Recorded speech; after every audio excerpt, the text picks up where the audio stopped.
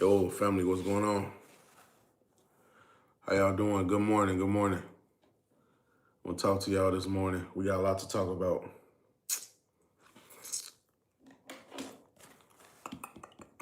What's up? What's up, fam? How y'all doing? Good morning, good morning.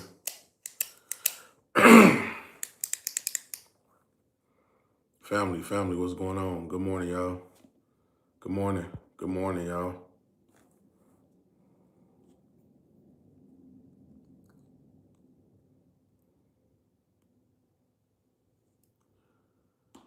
Yo, family, what's going on? How y'all doing this morning? How y'all doing? What's going on? What's going on? Let me see. How y'all doing? What's up, y'all? What's up? What's going on? Kid Kashi, how you doing, fam? What's going on?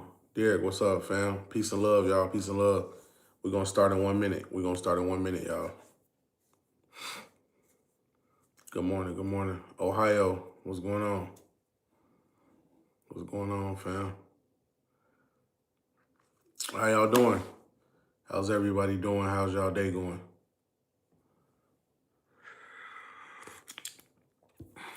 We got a lot to talk about. We got a whole lot to talk about.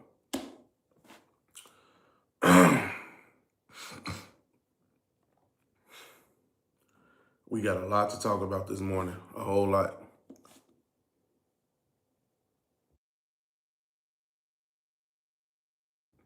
Oh, yeah, I appreciate it, fam. It must be kind of early. A couple of y'all ain't got on this morning because I know it's real early, kind of. I know a lot of y'all might be still at work, sleep, or. So I wanted to talk about something this morning because I think that it's necessary. I had someone on the live stream. Um, they asked me a serious question, and they was like, "Okay, what happened if you started from scratch, right? Let's just say you got no money, you got no cash, you ran out of options, you ain't got no material to do anything. What can a person do in this economy make money? And it's easy, build your credit. And the reason why that's the most easiest one because it's free. It's free to dispute. It's pennies to send it off in the mail, or you can do it online yourself. And found like that, it's free, right? Now, one of the major fundamentals of building your credit is when you understand the loophole and how to get certain accounts deleted. It puts you puts you at an advantage where you could take advantage of like certain credit products. So I tell a lot of people that you have a lot of people that really got good credit, and it's the negative accounts that's holding back their profile. They just say, look at me, I got an excellent profile, but I got negative accounts that's holding me back that I still got to delete. I cleaned my credit before, I messed my credit up, and I cleaned my credit before and I messed it up. Now, a person came to me, multiple people came to me, and they was like, I don't want to mess up my credit. I don't want to mess up my credit. How can I do it without messing up my credit? And I tell people in this economy, you got to understand one thing, and it sounds crazy and it might not sound logical. You have to mess up your credit in order to build your credit. And I'm going to tell you why. Number one, you have to realize that most people don't get their break until they reach their peak threshold in their credit. So what I mean, your break meaning $100,000 loan, the 50, 60, $70,000 loans, cash, right? $100,000 credit cards, $50,000 credit cards, $250,000 unsecured loans, $2 million real estate loans, line of credit. You get what I'm saying? And by most people, and by most people, what I want to say, and by most people' perspective, they think if I build my credit the regular way, like paying your accounts on time, that don't really build your credit fast because lenders are more conservative. It's harder to borrow 100,000 than it was in 2015. I know I spoke on the criteria part, but I also wanted to implement that into the my point that I'm trying to make. You know, you just can't go into the bank no more and ask for 100,000. And so the reason why you got to mess up your credit because you take on a lot of bad debt on the way up. And a lot of bad debt would be like auto loans and and stuff like that. That's why I make the process of auto loan conversion because it's easier to get an auto loan than it is to get $100,000. It's easier to get 10 auto loans than it is to get $100,000 from the bank because of so much documentation. Not only documentation, but you have to provide, you know what I mean? You have to have a substantial credit profile. And by you not having a strong credit profile, you put yourself at a disadvantage. You know, you go into the bank, you ask them for this, but you don't got comparable credit.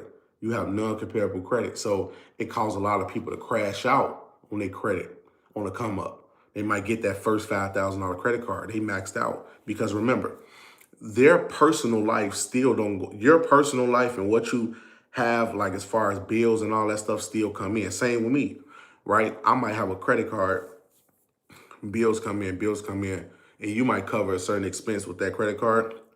But by the income being kind of steep with the amount of creditors you're dealing with, you will have to make a wise decision. Do you want to pay this credit card back or you want to pocket certain money that you have because that other money that you have got to pay for another expense.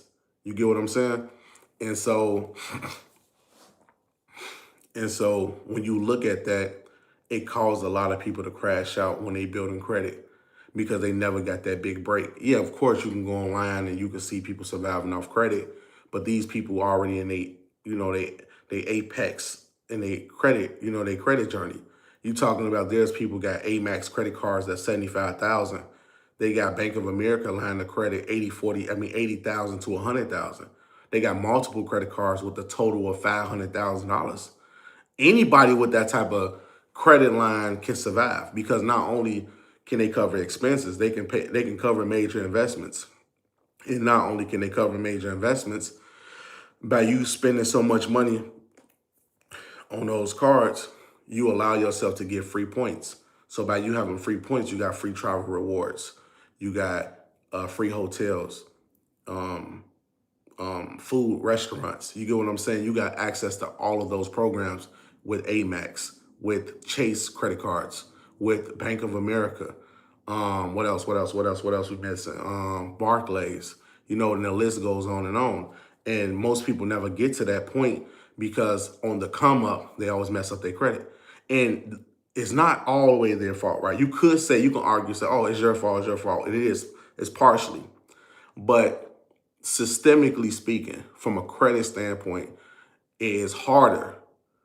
And the reason why it's harder because the lender and the institutions made that restriction, made it tighter, made it way more conservative. And so since the lender made it more conservative, that means you have to have more to get less now. Back then it was you can have less and get more like it was supposed to be. Like when you just fill out a credit application, they see a nice credit score, they give you the card. But it's not like that no more. When you look at an adverse, hold on. When you look at a adverse letter back then versus right now, when you look at an adverse letter back then versus now, they'll just tell you denied and they'll just tell you your credit score. Today, when you get an adverse letter, guess what it say? It give you your credit score. It say the following reasons of why they denied you. Lack of mortgage installment history, lack of auto loan, debt utilization is way too high, or utilization is too high. Balance on your open accounts are much larger. So if you have a $150,000 mortgage loan and you got to pay that for 30 years and you're only a year in the mortgage, your principal only went down probably from 150 to 149. You get what I'm saying? Because of you paying the interest rates up front. And so by you paying the interest rates up front, the principal only going down so much. And when lenders see that, they like, we can't lend to you. Your balances are too high. But if you was to exclude the account, they wouldn't even qualify you at all because, dang, what happened? Okay. It just must have froze. They also going to deny you because you ain't got a mortgage because of this. By you not having a mortgage, Another indication going to show lack of a mortgage or installment account that's open. So they deny you because the mortgage balance is too high. And they deny you because you don't have a mortgage. So it's a damn if I do, damn if I don't situation. You get what I'm saying? And also, and this is what credit criteria come in from. I'm probably the only person that speaks about criteria in deep. Because some people think criteria just open up a lot of accounts. That's not what criteria mean. Because remember, the balances on those accounts is just as important. You can have 2, 3 mortgages on your credit report. But if those mortgages have high balances, it can stop you from getting a whole lot of accounts. I got an open mortgage on my account. I got to delete that whole account. I also got a paid off mortgage. I'm keeping that on my credit, but the open one, I got to take it off. That was one of my major factors that I have to get it deleted, because if I keep it on my credit report, a lot of lenders can deny me just off of that. That's why just me having a paid off car, me having a paid off mortgage, me having multiple credit cards, those are enough. I don't need to step into the lane of trying to keep a mortgage account in what's that thing called again? The principal is not going to go down much faster. And so by the principal is not going down faster, that is a determining factor on whether or not that the banks want to lend to me. You know what I'm saying? And most people gonna come across that problem. You got so many people that's going through this, and they contact me. They be like, hey, like, I got all of this credit, but I'm still getting denied. I say, look, let me analyze your report. Because I analyze people's credit report. This is a good account. This is a good account. You got this. This is what's holding you back. He said, what is it? This account has too much utilization. You might got a credit card, $5,000 limit, but you already used up $3,500. So you already passed the threshold of over 30%. I wouldn't even justify 30% of utilization. If anything, you want to be under 10%. And now amongst people who deal with credit, they will all agree within 10% range or even 15% is good, but never go above that. You get what I'm saying? As far as like your monthly balance and the balance that you leave over. You get what I'm saying? And so let's go deeper. That's only utilization. Now, when you look at the entire account, you say you don't got no installments. They say, what is an installment? I got self. Self does report as an installment, but you also got to understand, today, I don't know what system they use. They can detect credit builder accounts. Certain credit builder accounts, not all, but certain ones. Self is a credit-based reporting account. And so when they see that, it's like, that doesn't give you the edge. You know, it's not a real financial institution. Most banks want financial institutions to be reported on your credit report, because financial institutions shows you actually have some sort of agreement, some sort of actual payment terms, because of a credit product was extended to you, opposed from you just going online and paying someone to report a certain account. That's the difference between a real financial institution and a credit builder account. Credit builder accounts is good for starters because you got people who just now building credit. But I could take this a whole nother way. Another thing you can add to your credit would be like real finance accounts. Like I went through this account called Foundational Finance. Foundational Finance installed a water system into my home. This water system costed how much they wanted, $7,900. But it's not about how much the water system costs. It was the company that did the reporting. So by this company doing the reporting, and I took that off my credit. So by this company doing the reporting, pretty much all of the payments that they're gonna report, it reports as an installment, and it's a secured account. So by it being a secured account, they using the filter system as a secured account, meaning pretty much it's a strong leverage and collateral that they have in this whole transaction. And so when they report to the credit bureaus, when banks receive this information, they got the whole glimpse of your whole financial picture. And another thing I want to explain, history. history is one of the biggest factors because you need at least a year, over a year, as far as like real credit goes. I know people would like to amp it up. Oh, put 7, 8 years of rental history on your credit report. That's good, but that don't show your organic history. Because for me, I got rental loans that show 5, 6 years, right? But when they break down your credit age, you will see your credit age go back to like 7 months. And you'll be like, hold on, I got a 7 year account. How is it I got a 7 year account, but my credit age 6 months? They didn't never consider the rental loan as part of your credit age because it's not a real account. It's not a real financial institution. Chase or Wells Fargo reporting a 7, 8 year account, then your credit age would adjust because it will make sense because that's an actual account. But if you just doing it where you putting an AU on there, authorized user, or if you just using a credit builder account, they can see that. You get what I'm saying? Another thing, income statements. Um, you got a lot of people that would over exaggerate their income on credit applications. They say I make $300,000 a year. I make $400,000 a year. I make $800,000 a year, right? You specify your income don't mean nothing. Your income is determined by your credit report in the credit world. You can make $28,000 a year with an Apex credit report, and on paper it look like you worth $1 million. You can make $1 million a year and have self on your credit, have authorized users on your credit, and have small baby accounts on your credit, and it's gonna look like you worth to 28,000.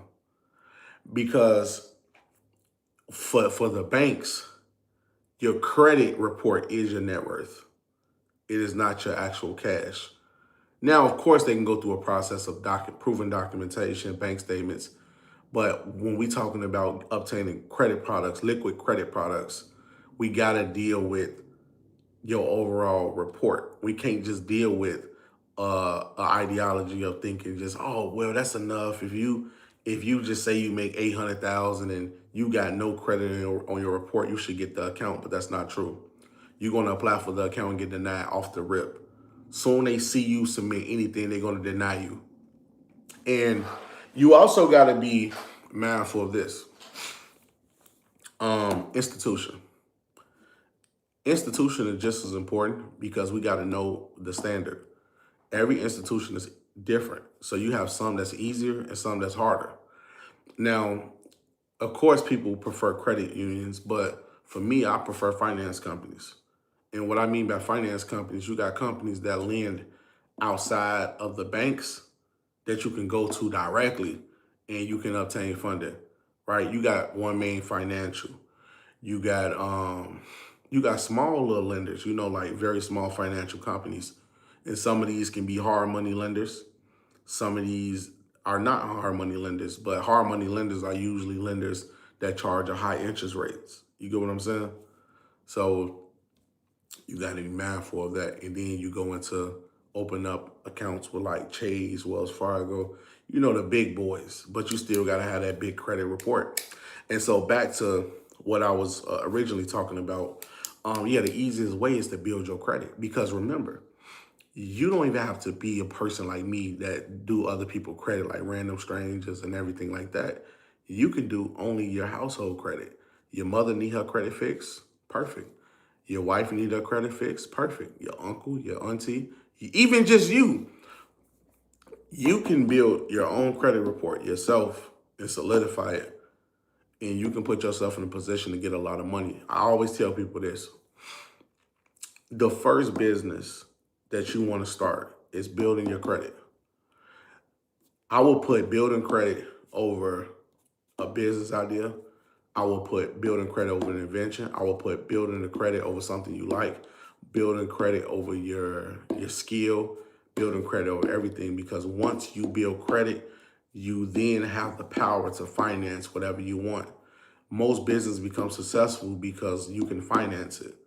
A business that's not financed can't grow unless you are a content creator or something like that.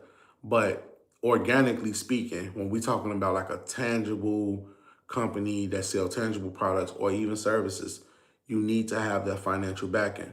You need financial backing for travel. You need financial backing for inventory. You need financial backing for advertisements and promotion. You need advertisements for all of this, right? And so by you need, oh shoot, I forgot it. So by you having all of these advertisements and you doing this, you doing that, you have to understand. You get what I'm saying? Like you have to understand that you have to be able to finance and fund your business. And most people fail. Most people will never reach the apex of their business because it's not financed. You ain't got $100,000 credit card where you can go, hey, I'm gonna put $5,000 towards my inventory. We're gonna pay $7,000 for payroll. We put in $8,000 towards taxes and management and insurance. We put in another $2,000 towards this, $8,000 towards travel expenses, leisure, and we have another $50,000 in reserves. You get what I'm saying? And so when they look at the total profit of the business, how much y'all made in a month, it all makes sense because you allow the credit to work for you. You allow yourself to receive financing for the business through the banks. You know, like I said, if a business is not financed, it's not easy. You get what I'm saying? It's very hard to get any business off the ground. That's why you will see a lot of people struggling. You know, one moment they might think, oh, I can do it, but they ain't got the financial backing. And then you got to realize this. What I'm teaching people about credit, you can do it yourself and you're not paying an expense. This is the only free thing you can do. This is so crazy. The most beneficial thing is the most freest thing. It's building your own credit. So if you don't trust me, you don't trust these gurus, you can take it into your own hands. Now, building credit can be easy or it can be hard, depending on your circumstances. If you got certain accounts that's verifiable, we got to go a little deeper. If you got accounts that's not so much verifiable and it's hard for them to pretty much prove that this is your account, you could take it off with ease. You know, it just depends on the circumstances. But I would say this. You being able to take off those negative accounts is going to help you in the long run because then more people going to reach out to you. Like I said, I would pay to get my credit fixed. You would pay to get your credit fixed. Everybody would pay to get their credit fixed because it's one thing that you need if you want to make money. And remember, you don't have to be a business owner leveraging credit. You ain't got to be a CEO. You don't have to be an entrepreneur. You got to be good with numbers. And you have to understand that this business right here, everybody will pay for it because it's good information. You can change people's lives. If a person can pay you $200 to fix their credit, who wouldn't do that? If a person can pay you $200 to teach them how to go through Amex and get a $150,000 card, who wouldn't do that, right? And so that's the real pros of it. That's the real pros of it. You know, so I think that's the best way you should start. Always start with building your credit. Start with teaching other people how to build credit. And once you perfect that, start getting you a lot of clientele. Like teach people, hey, I can take this off your credit. You know, I can remove these negative accounts because it's free to you. It's just really they paying for your knowledge, your experience, what you know about certain accounts. Here go another issue. This is what I want to tell people. I had a student, right? He came to me and he was like, man, Skip, I'm about to just file for bankruptcy. The craziest thing you can do is file for bankruptcy because your credit report is hurting. I wouldn't do it. Not like, and this is the thing. Most people don't even got real debt to file for bankruptcy. You know, I got over $700,000 in debt. And do you know bankruptcy is supposed to be for like people who got real debt? You will have people with $11,000 credit cards filing for bankruptcy. It is not that serious, I promise you. How y'all doing, fam? Mama Gigi, how you doing? So you got people that will file for bankruptcy and they got small accounts on their credit. Don't do that. I promise you, it's not that. Like it's not that serious. You should really take the time out and look at certain areas that was done by the credit bureaus and by the original creditor, and try to sort through those things in order for you to get those things removed. Because the last thing you need to do is involve the federal court with your shenanigans to try to get this stuff to try to get bankruptcy, which is going to hinder your credit report for over 10 years. Of course, you could take out bankruptcy, but this is the issue with bankruptcy.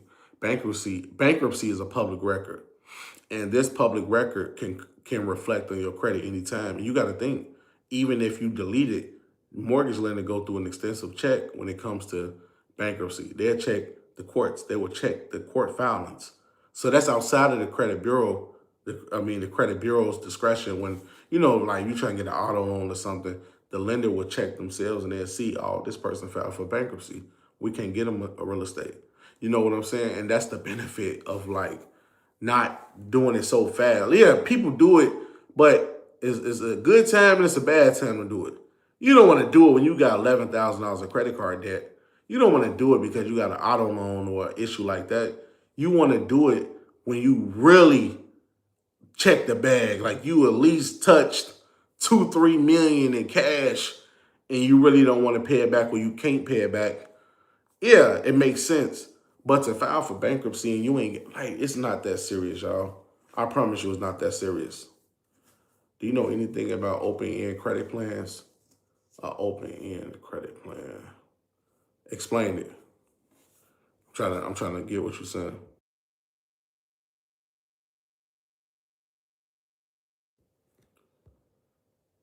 Let me see. Pledge loans are good. Yeah, they good. Yeah, peace and love, family. How y'all doing?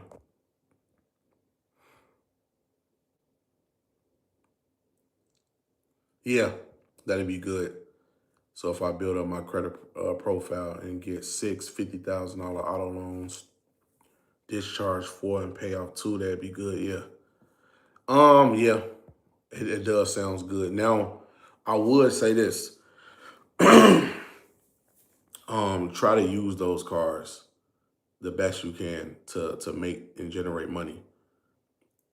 Because it's still not guaranteed to delete it so fast. You get what I'm saying? Like it might take you some time to delete it. That's the only issue. It might take you some time to get it deleted. Yeah, it really might take you some time. Everybody different. Depends on experience. Some people can get your credit swept in a week. Some people get your credit swept in a couple of weeks.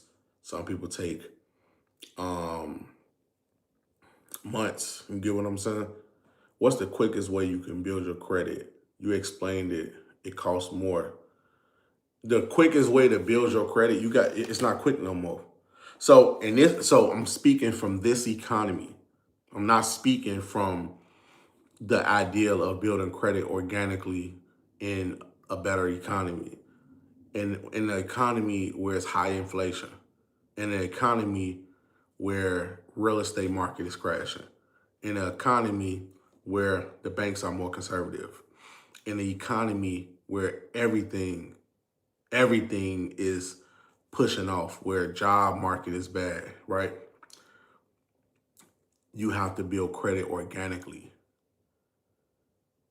You can't do the cheat codes like we was doing in 2019. AU method is dead. Rental loans are dead, depending on what you're trying to get. But if I can assume you trying to get the best things, you want the $100,000 line of credit. You want the $50,000 credit cards. You want the $100,000 auto loans, right? So if you want those, you need to come with it. You have to come with it. You have to. You have no other option but to come with it. You gotta come with organic credit. And it takes a long time to build organic credit. You can't build organic credit in 10 minutes. You can't build organic credit just by a click of a button. It takes you time. It could take 6 months. It could take a year. And I would say that's reasonable. Now, of course, you still can put those credit builder accounts on your credit report, but still have some organic accounts mixed with it. Because if your whole entire reports is credit builder accounts and you looking for the accounts that I assume that you're looking for, you're going to get denied left and right. And now some people might be discouraged because of what I'm saying, but I think that it's a part that a lot of us don't like this conversation. A lot of us don't like talking about it because it makes a person think like the fast process ain't it no more. But it's not, because the requirements went away. I'm not responsible for how the economy turns out. I only can adapt to it. You're not responsible how the economy is turning out. You just got to adapt to it, and by you being able to adapt to it, um, you put yourself in a better position. But right now, it's not it's not easy with credit. Now, I wish credit was like 2019 because all of the information that we got right now, most people will have exactly what I'm saying if we was in a peak economy, but we not. 2021 was a peak economy with the credit. That's when y'all originally seen me. And I was like, I just got approved with this, that. Remind you, I had minimum credit. I didn't have what I have right now. I had very minimum credit and I was getting everything because it was so easy to get approved. In the pandemic, they was approving everybody because they printed more money within a year than they did in 60 years in total.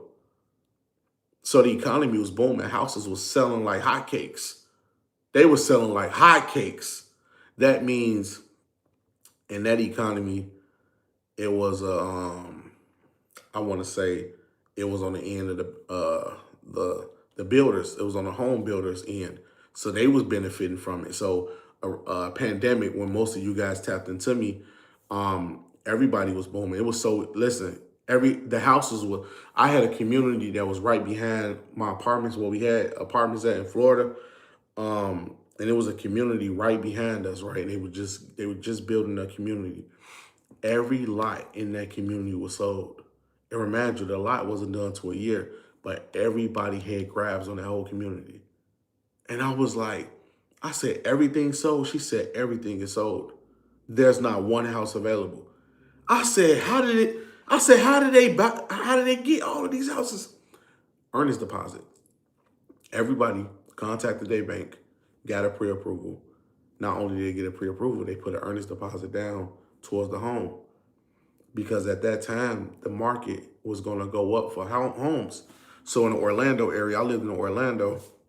I lived in Lake Nona. If y'all don't know what Lake Nona is, it's south Orlando. It's a beautiful area.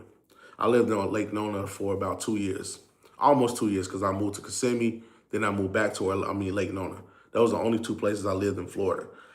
So the homes there, they were selling the homes for like 400, 500,000. The home value shot up to 700,000 within 1 year, 2 years in the Orlando area. Florida was a booming real estate market around that time. Like you couldn't buy no homes in Florida that's brand new in a good area like that. It was almost impossible. Now around that time, I really wasn't trying to buy houses. I was just fishing, but I was open to the ideal of buying a house. So around that time, it wasn't easy to get into a home. Really competing for a home is hard because now the seller was like, we want $20,000 in earnest deposit. Not only do we want $20,000 in earnest deposit, we also say this earnest deposit is non-refundable. You got to have your pre-approval already ready. They had so much business, so they didn't have to consider you. You get what I'm saying? The real estate, the realtors, everybody became realtors through the pandemic because it was the most beneficial. In the pandemic, being a realtor was very beneficial. It was a lot of money to be made. It was a lot of moves you can make. It was so easy. You know what I'm saying? So does the credit build account work for the EIN? Yeah, it does.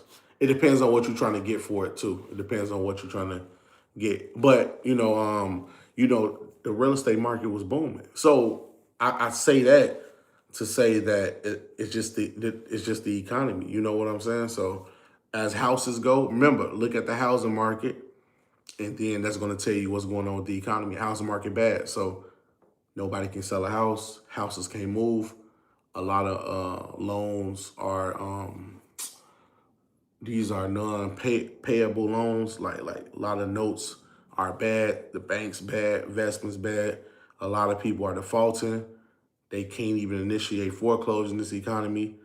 You know, they can't do anything because nobody gonna buy it. And then that's what makes lending criteria harder. Yep, that's what make it harder. Now it's nope, we not giving nothing out. Now you have to be in this position. Now you have to be in this position. So it's going. So as right now, you still can build it, but just understand that part, and that's going to make you go harder because your expectations is not going to be so high like it is. You know what I'm saying? Some people, you'll watch a video on YouTube and your expectations is real high because you think that you fit the criteria of these certain credit accounts, but you realize you don't.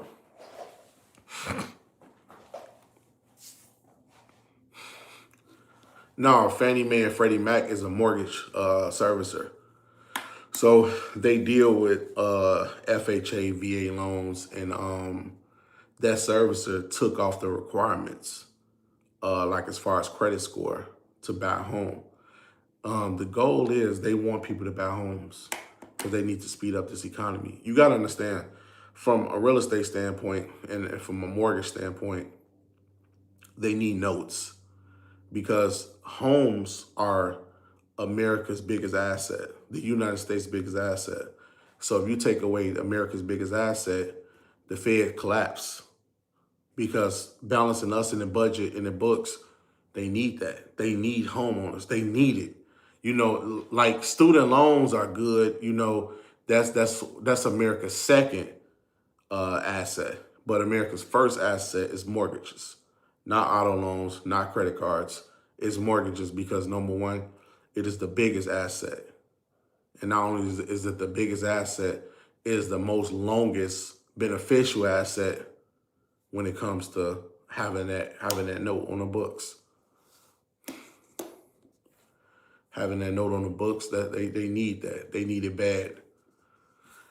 So right now, yeah, the economy that we are in is bad. And so back to, Florida. So around the pandemic in 2022, when I was first making videos, I was telling y'all about the auto conversion. That's when I came on YouTube, right?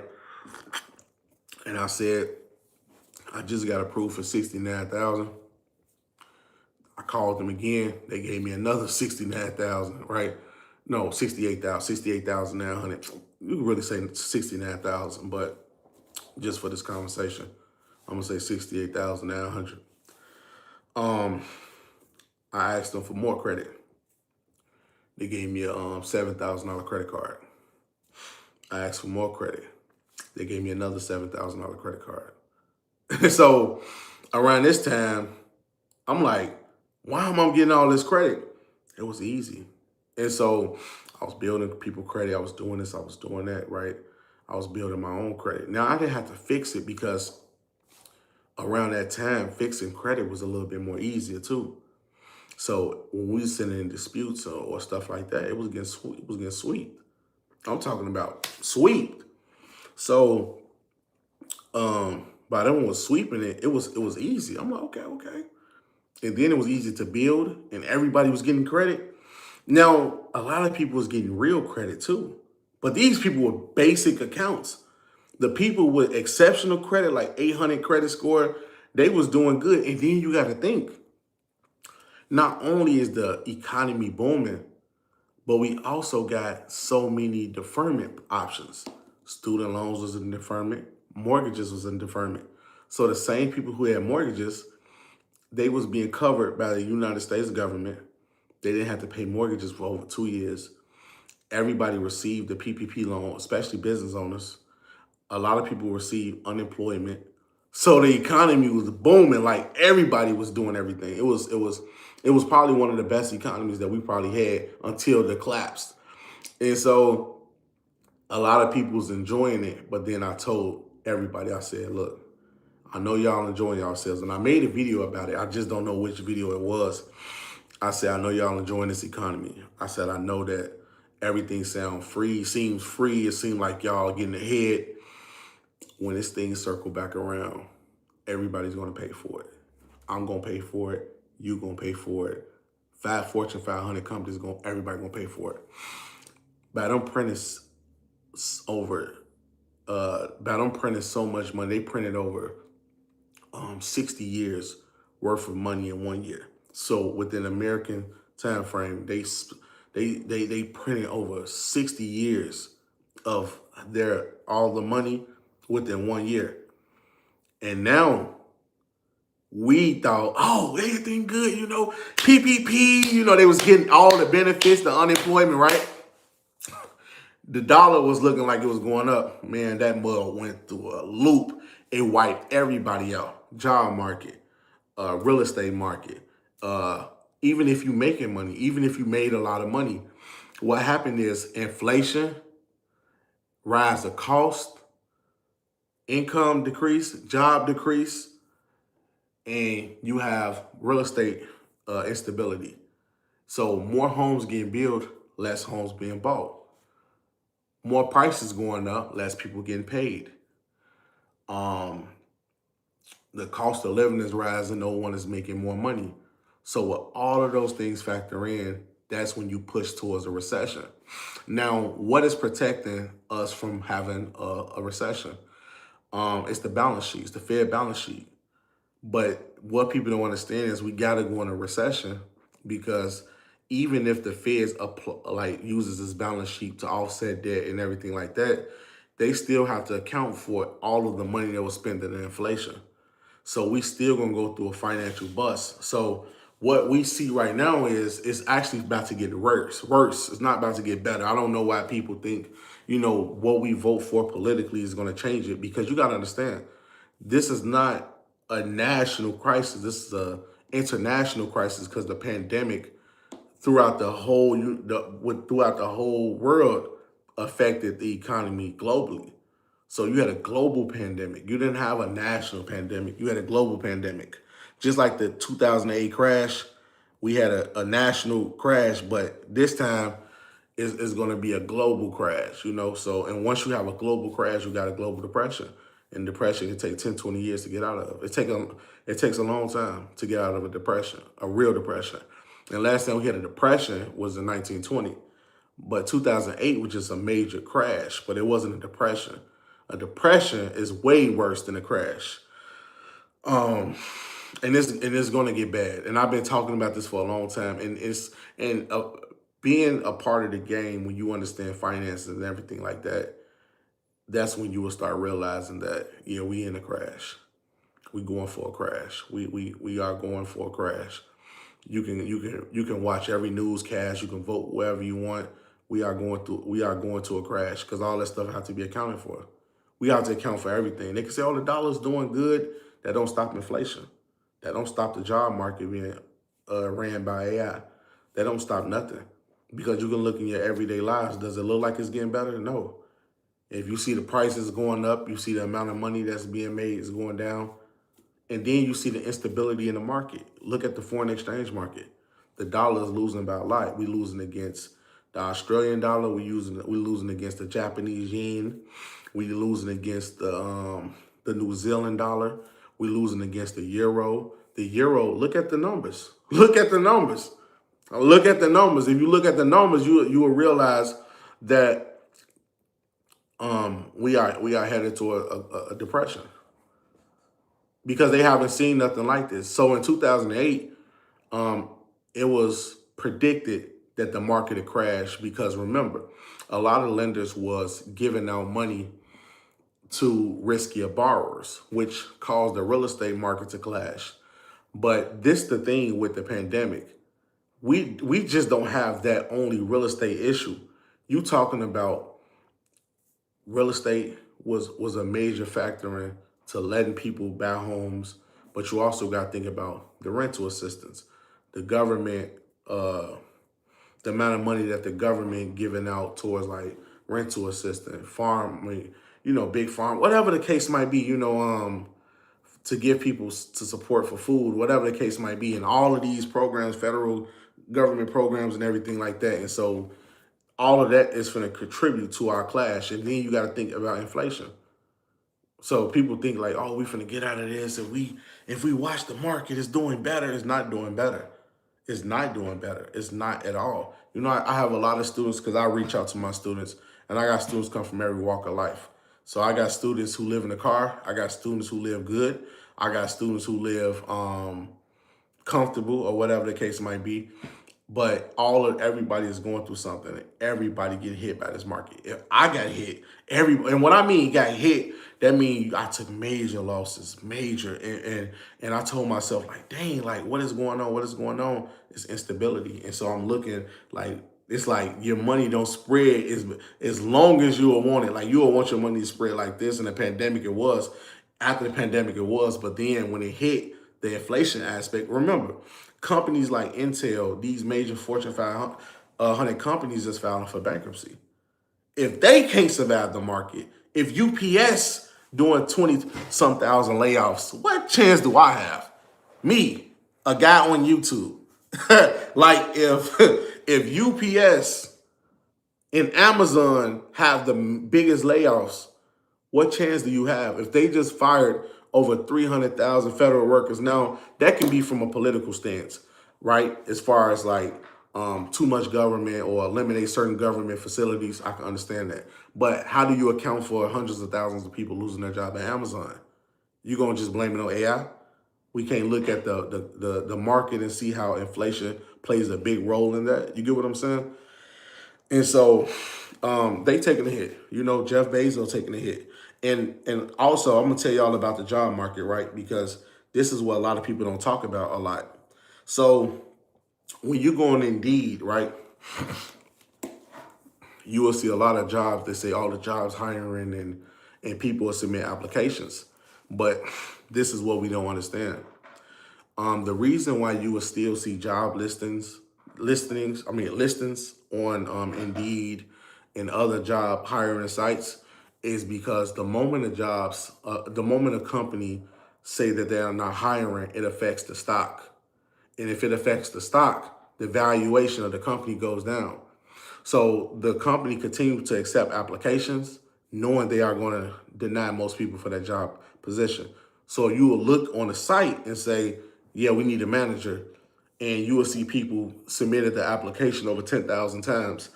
And out of 10,000 times, 0 people got the job. You can even go to like rants on YouTube, right? And you will see a person say, oh, I applied for over 1,300 jobs. 1,300, not 3, not 4, not 5. Everybody is over 1,000 jobs in as far as like applications. All got denied. All got denied. All got denied. Everybody getting denied. And so they're like, okay. Where can I work? Nowhere.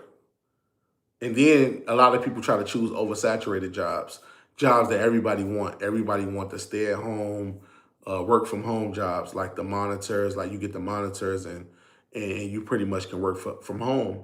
Those are oversaturated. Everybody want those jobs. It's not available. I just got a family member who just got a job. What's that? The stay at home job that work from home job. Got approved, got the job, got fired in 2 weeks. 2 weeks. They had them do a few assignments. They was on a work call every morning, got fired just like that. And so people not paying attention to stuff like this. People are not watching the market. Watch the market. Watch the housing market. The moment homes are not being sold, you know something is about to happen. When you don't see big investors holding real estate, you know something has happened. Big investors want to get rid of real estate. It's a lot of benefits to being an owner in these times, especially with mortgages and real estate is in a ballpark of us, right? We can control the product. But in any other economy, we probably got, sold out or whatever, but you can't sell nothing right now. You can't sell no real estate no more. I can't say you can't, but the real estate that they promote to us, like the single family home, homes that's 2,500, 3,000 square feet, $700,000, $800,000 homes. You can't sell it like that no more. You will have to sell tiny homes or something like that. But big mansions that's worth $7, $8 million, a few people might be interested in it. But as far as like, it's like how it was in the pandemic, you would never see it. Or even before the pandemic, the housing market was booming. It was still booming. It was, you was selling the house fast. It's just not happening like that no more.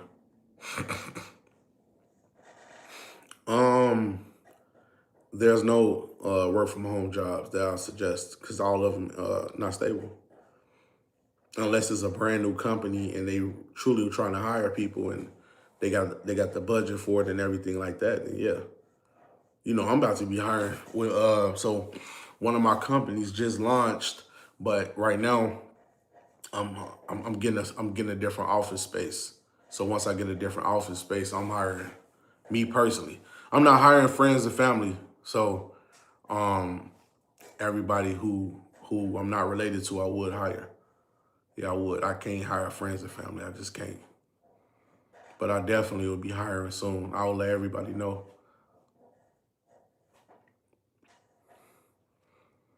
What I was about to say. So, when you look at this economy, it's messed up. It's really messed up. Everybody's struggling. Everybody going through something, and it's everybody. Like, don't exclude nobody from it. Don't exclude nobody. Like, please don't exclude nobody. And struggling don't mean you at $0. Struggling mean that it's you taking a big hit. You taking more hits than you winning. That's what struggle. Like, it can be like, okay, this month you can make 50,000, but you spending 50,000 in a month, so you really ain't making it. You know what I'm saying? So you know what I'm saying? So that be the thing sometimes. Bro, I'm starting with the insurance company next week for sale, and I'm overlooking something before I dedicate to the industry. Now, this the thing. Insurance is more of a commission base.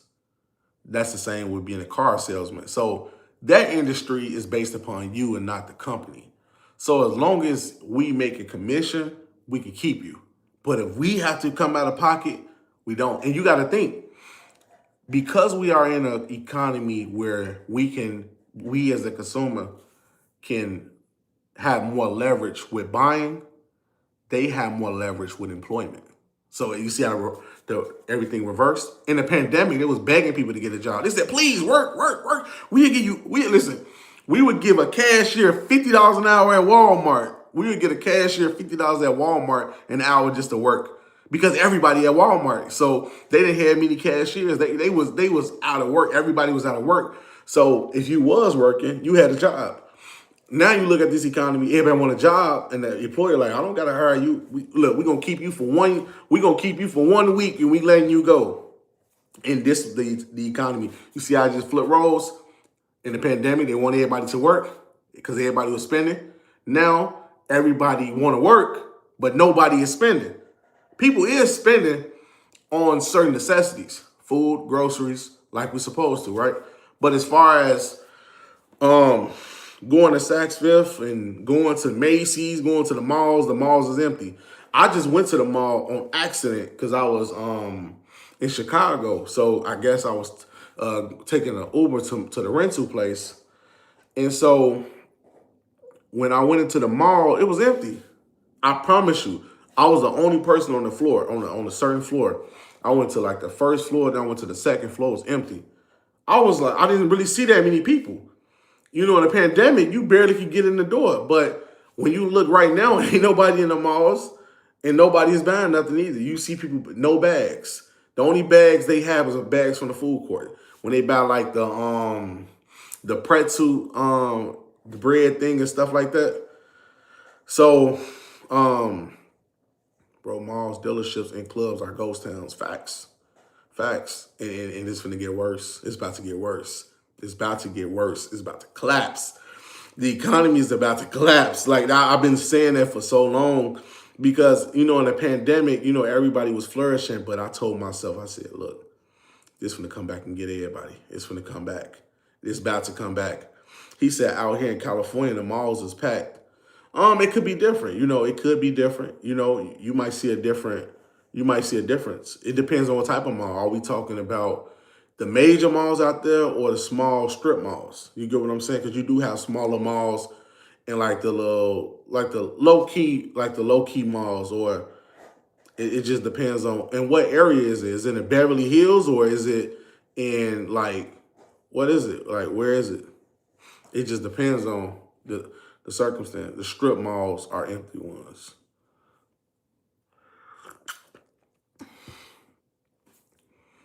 Florida's a little bit of difference. Yeah. It's some I know certain parts of Florida that the real estate market is booming. But not like that, but it's booming because of the builder, the location, and everything like that. Correct, not all Cali malls. That's what I'm trying to see. Like, what part of California is we talking Beverly Hills on Rodeo Drive? Because a lot of people, you still have the wealthy amongst us, right? We still have the elites who make a lot of money, right? Or people who make well-established incomes in California. Just like if you go to Silicon Valley, you got Calabasas, and those are outside of Los Angeles. You know what I'm saying? And those are high net worth areas. So yeah, I can see that. But if you're talking about in a strip mall, it just depends on the location. That's the main thing. I see it here in Florida daily, in South Florida, development continuing, but I personally don't know who can afford it. Of course, Miami going through a crisis right now. I just was in Miami. I seen the penthouse. I seen the 30. Once I seen the $30,000 looking penthouse was up for rent for 2,500. I knew Florida was going down. And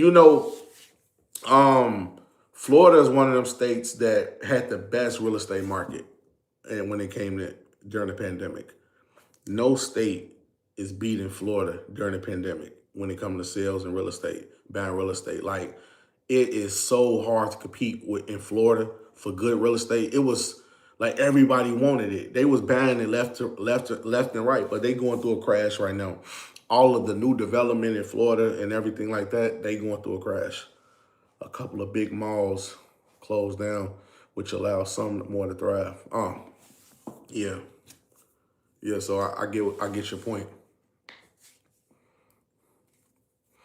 Yeah, I get your point. Let me see. Let me see. Let me see.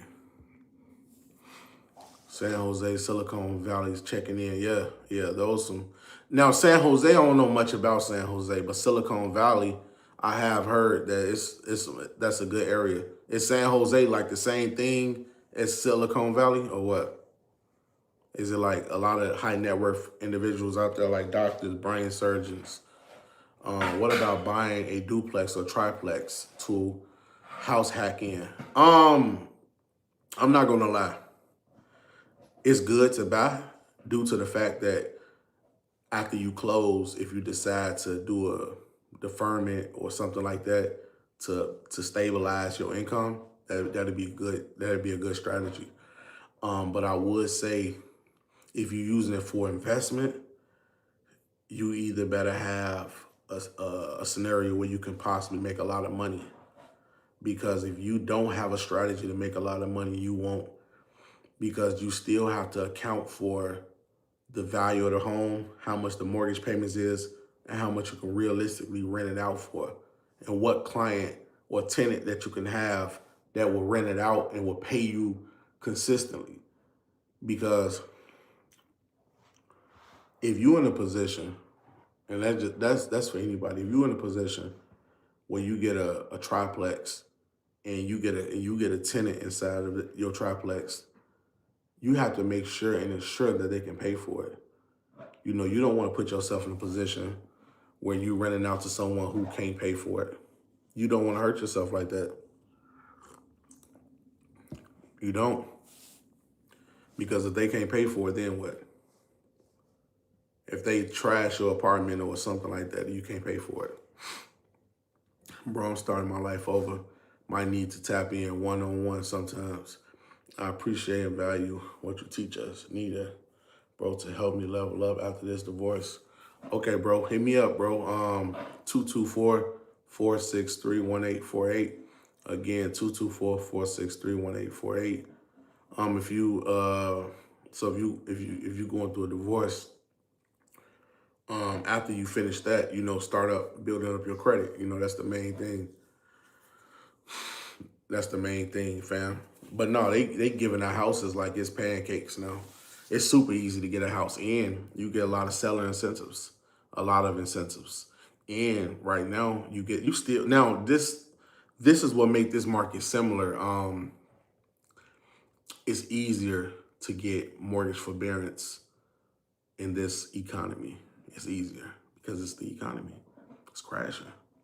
It's crashing right before our eyes. It's crashing. So if you want to get a forbearance for a year, you can. If you want to go 6-7 months forbearance, you can. The economy not picking up no time soon. And listen, this is the good news. You ain't never got to worry about your house being sold on the market out of nowhere because no one is buying it.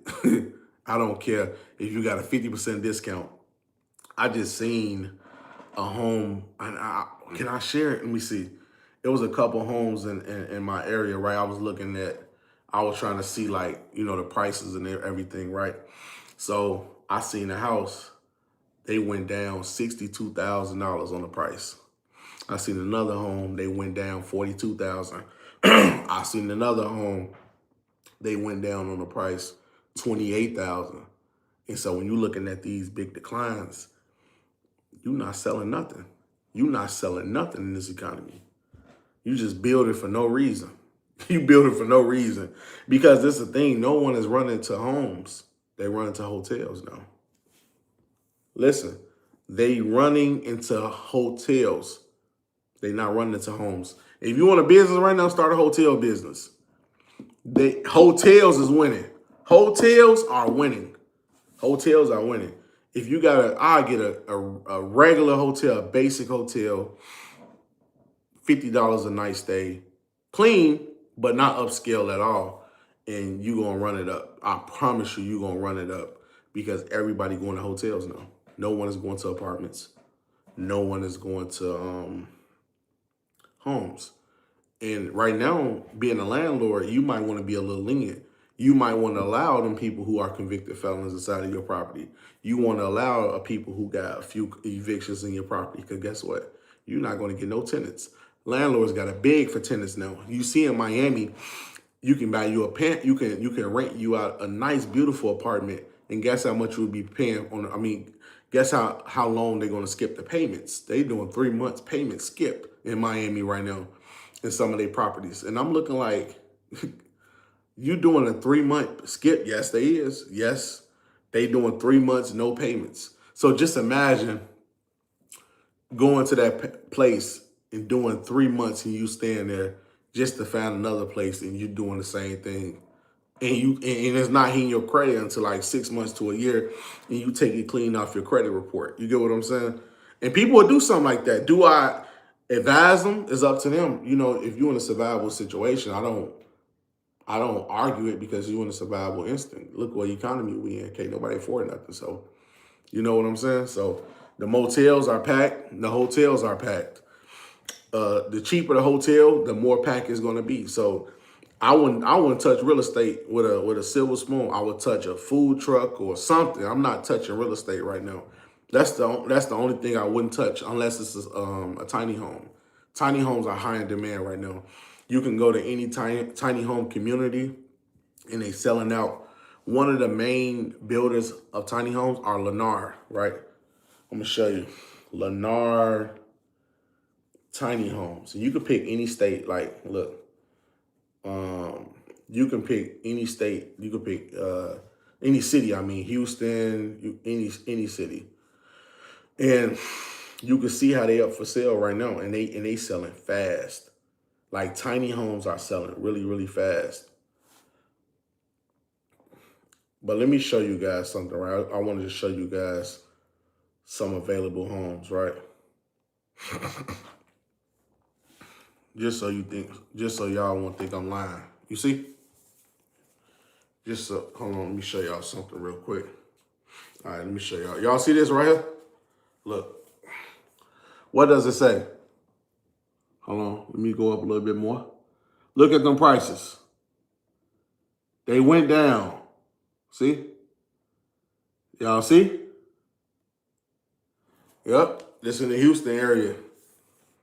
42,000, 60,000, 11,000, and 70,000. Can't sell nothing. He go right here, 44,000 down. See, look. This a whole nother page. See? Look.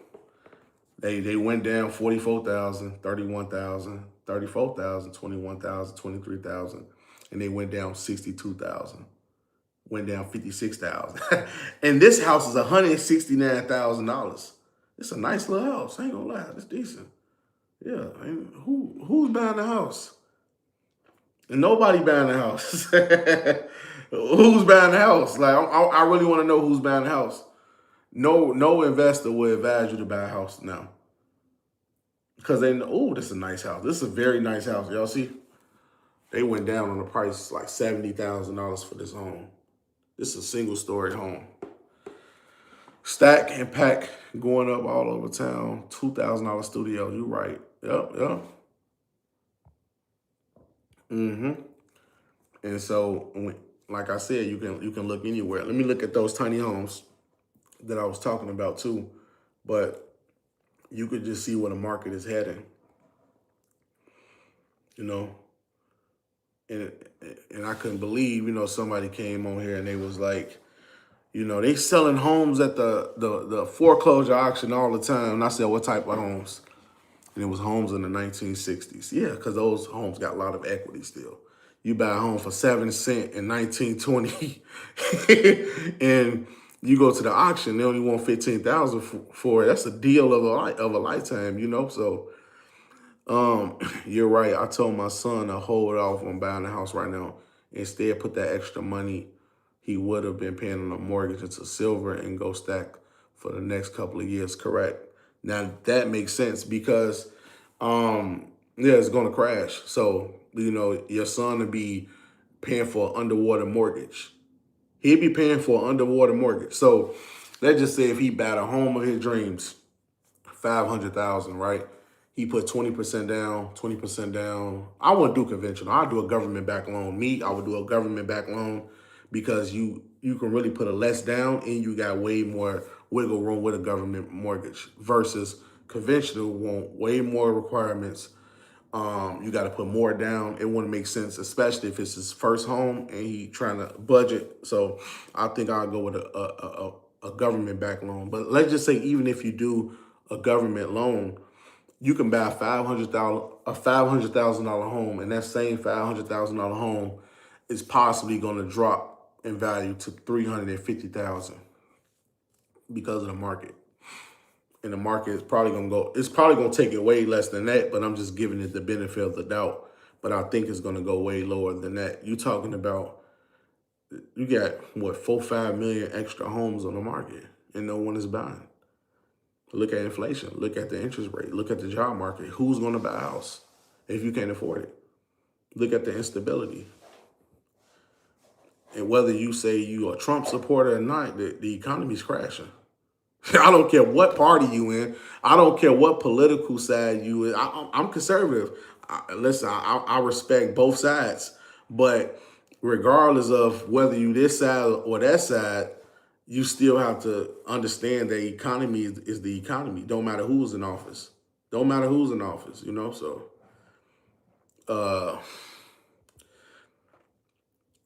in 2010, I was blessed to find a 1-bedroom furnished in Boca Raton. I know Boca Raton, that's in Florida, and was paying $850. But listen, in Boca Raton, the apartments now is $5,000 a month, $3,500 a month. I was looking over there one time in the pandemic. I'm gonna tell you, right? In the pandemic, it was hard to get an apartment too. It was hard too because everybody was buying apartments. Everybody was getting apartments, and they was making apartments seem like you was just the best. Yeah, and they made apartments seem like it was.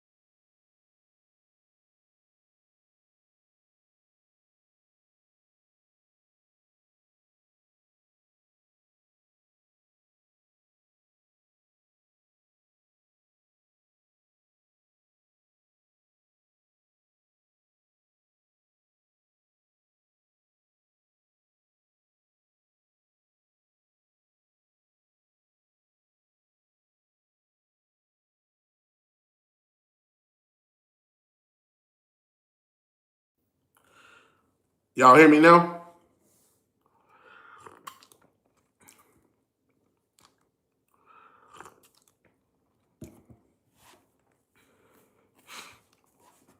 Okay. So, um, now let's go back to my neighbors. I mentioned it before, but they list their house for 450,000 around 5, 6 months ago.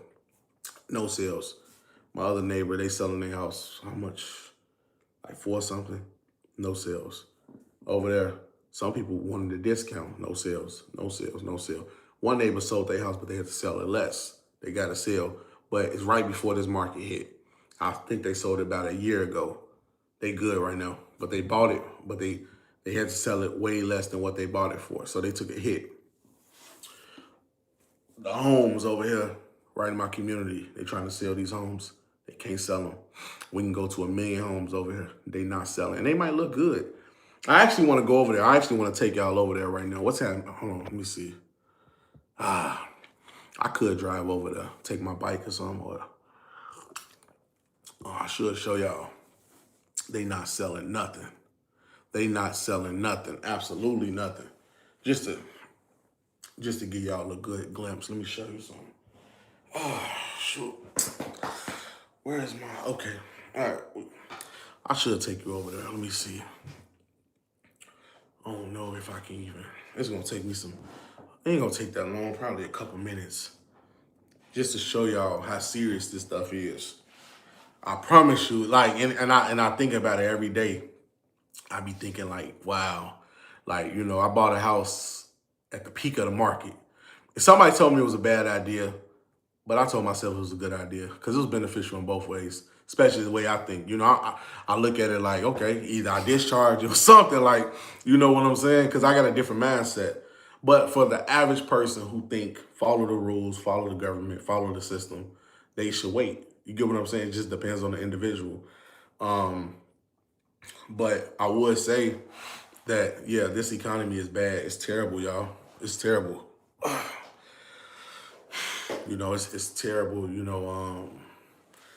I just don't see it. I don't see it growing so fast. I don't see it just booming. I don't see everything increasing at the level that we are wanting to increase to. I just think that, the market is stagnant right now. It's going to be a lot of pushback. Interest rates is going to continue to climb up. As much as people like to push this interest rate buy down, we're not going to get those 1 to 2% interest rates.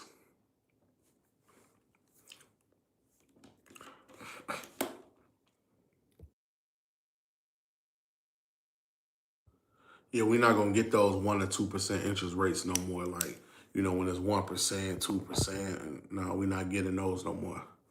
You would be lucky to get a 1 to 2% interest rate. You're gonna get maybe a 7%, 8% in this economy.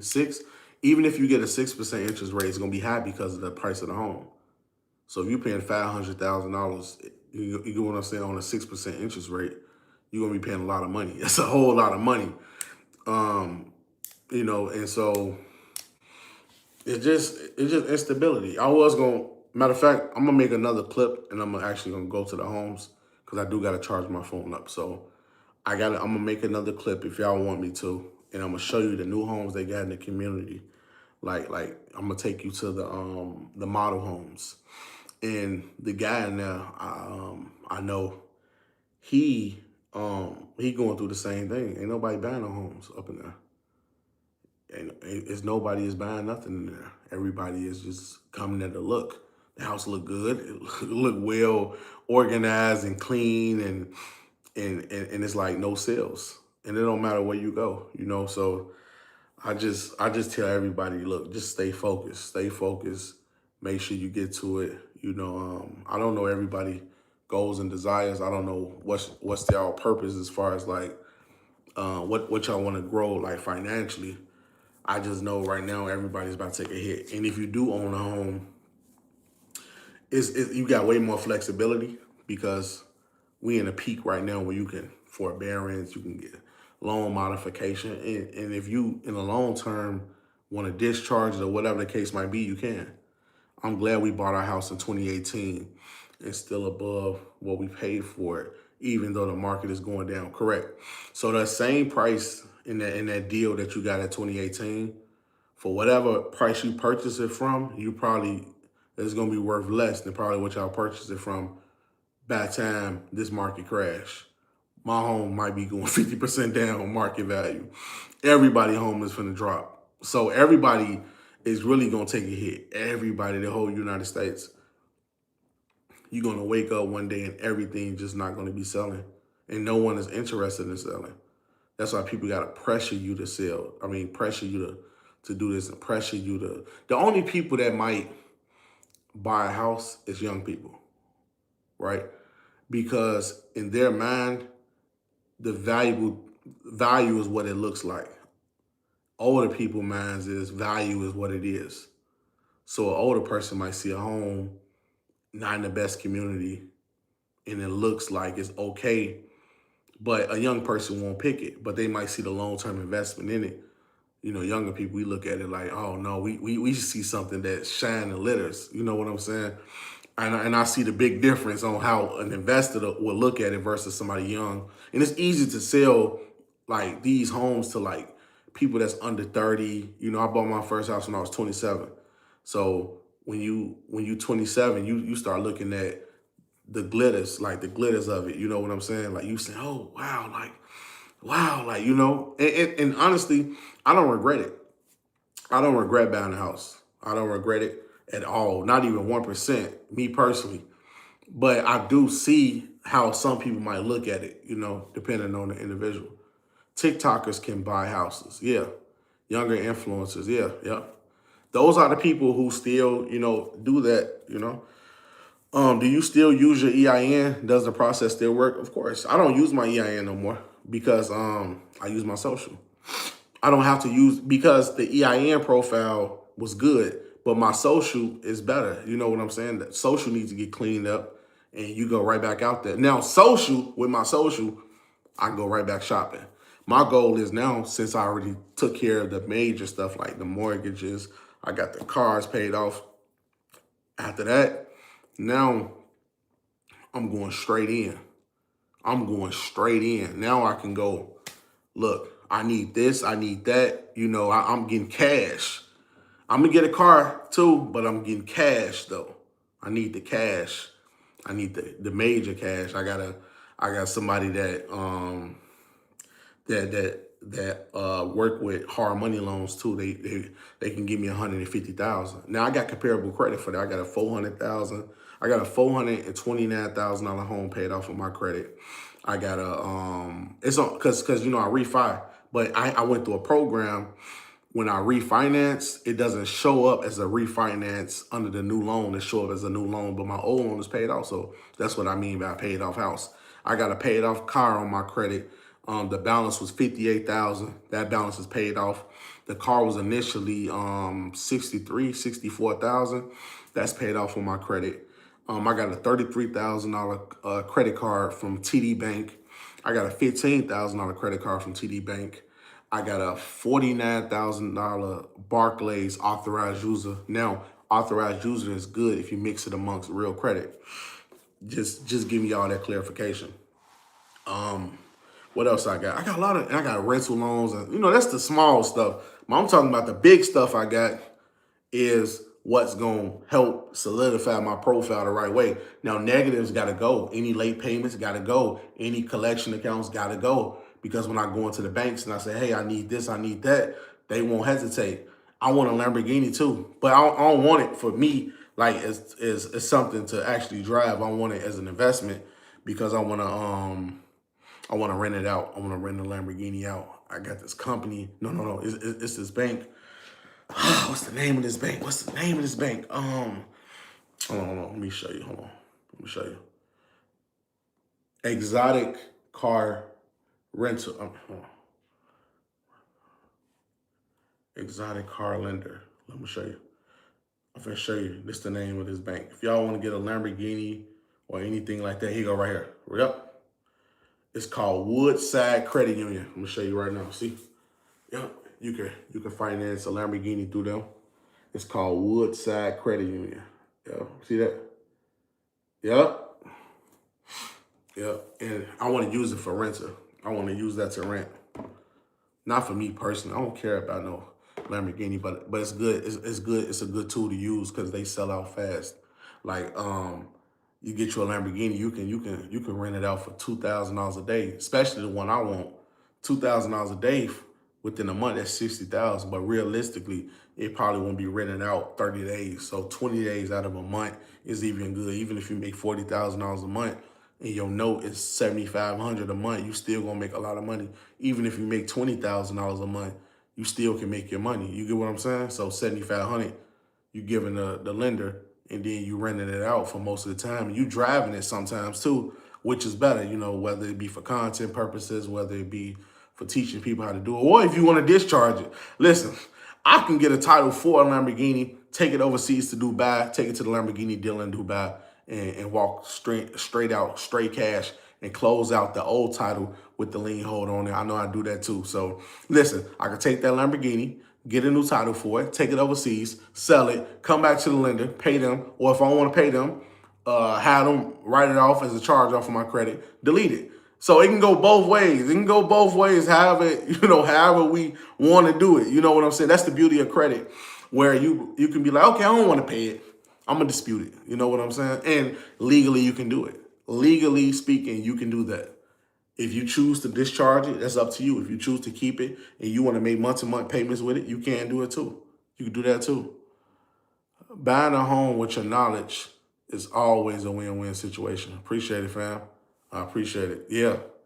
You know, that's the goal right there. You know, buying a home, discharging it, or buying a home and reselling it, whatever you decide to do with it.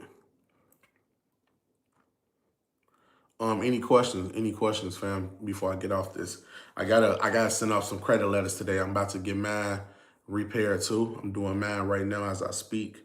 So a lot of my students, I had a couple backlogs on y'all. I know if y'all watching, all of y'all credit disputes getting shipped out. I'm trying to get the deadline by Friday. So today and Friday, I'm gonna be doing a lot. I'm gonna be sending out a lot of credit reports, y'all. My office is finally straightened up now. I'm able to print everything out, ship it out. Y'all gonna be happy. I cleaned out a lot of my students' profiles. They happy, but this the thing. A lot of people don't have exceptional credit, so they still got to go through the process of building. You know, by them got to go through the process of building their report.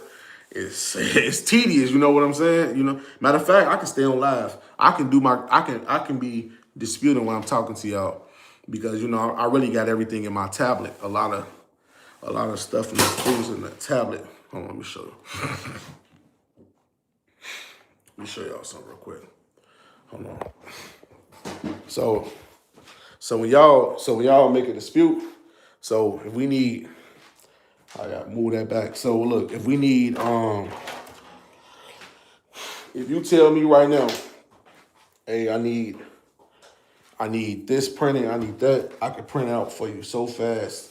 I print everything, y'all. I print your ID out and everything when I send it to the credit bureaus.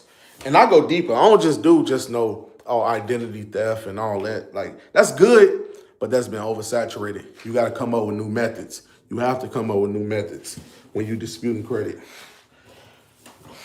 Other than that, it's just going to come back as verified and you got to do it again. But don't get me wrong, that's the beauty of disputing credit because even if they deny it the first time, you could come back. I went through Experian. One time I snatched off 5 negative accounts. Now I got to go right back and snatch off 5 more. But as long as they deleted a few, that's it. You really good. As long as they deleted a few accounts. They might not delete everything, but as long as they delete a few of them though. As long as they delete a few of them, that's the beauty of it. You know, that's the beauty of credit repair. You know what I'm saying? That's the beauty of it right there. Yeah. Let me close this door real quick. Yeah, family. So, that's the goal right there. That's the goal. Delete this stuff in your report and keep running up a bag with it. Keep running up a bag with it. Make sure y'all decent. Make sure y'all do everybody in your household credit. Not just your credit, but everybody who live with you. If your family live with you, if your kids live with you, make sure you do everybody credit. Because if you are able to do everybody credit, you put yourself and you put them in a good position. So win. That's the thing. You want to put everybody in a good position to win.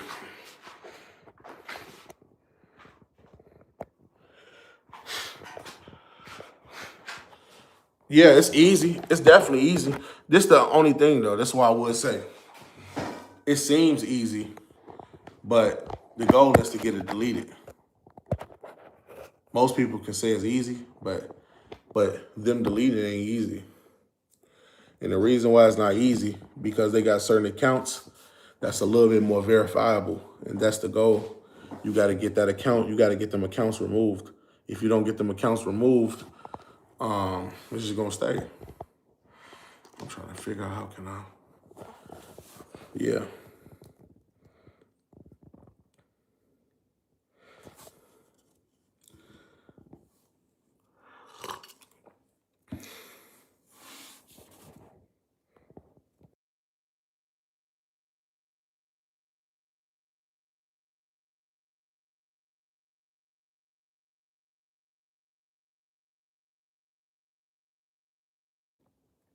Yes, sir. Anytime, family. I remember talking to you about car stacking. It's better than credit card stacking. Yeah, car stacking is good. Credit card, all of that is real good.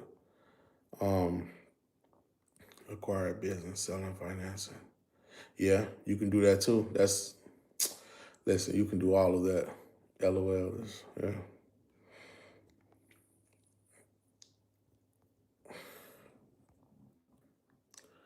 All right, okay, fam. But no, like, so the first thing I do, right? So when it comes to disputing negative accounts on your credit, right? My goal is to find the issue, right? Okay, so if you got certain accounts, right? So I got a student right here. They might have the Capital One Bank, and they ain't got the balance and everything, right?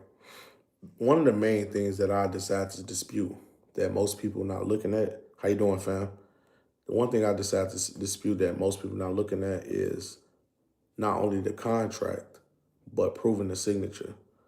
Because a lot of times when people make disputes, they like to challenge the account, right?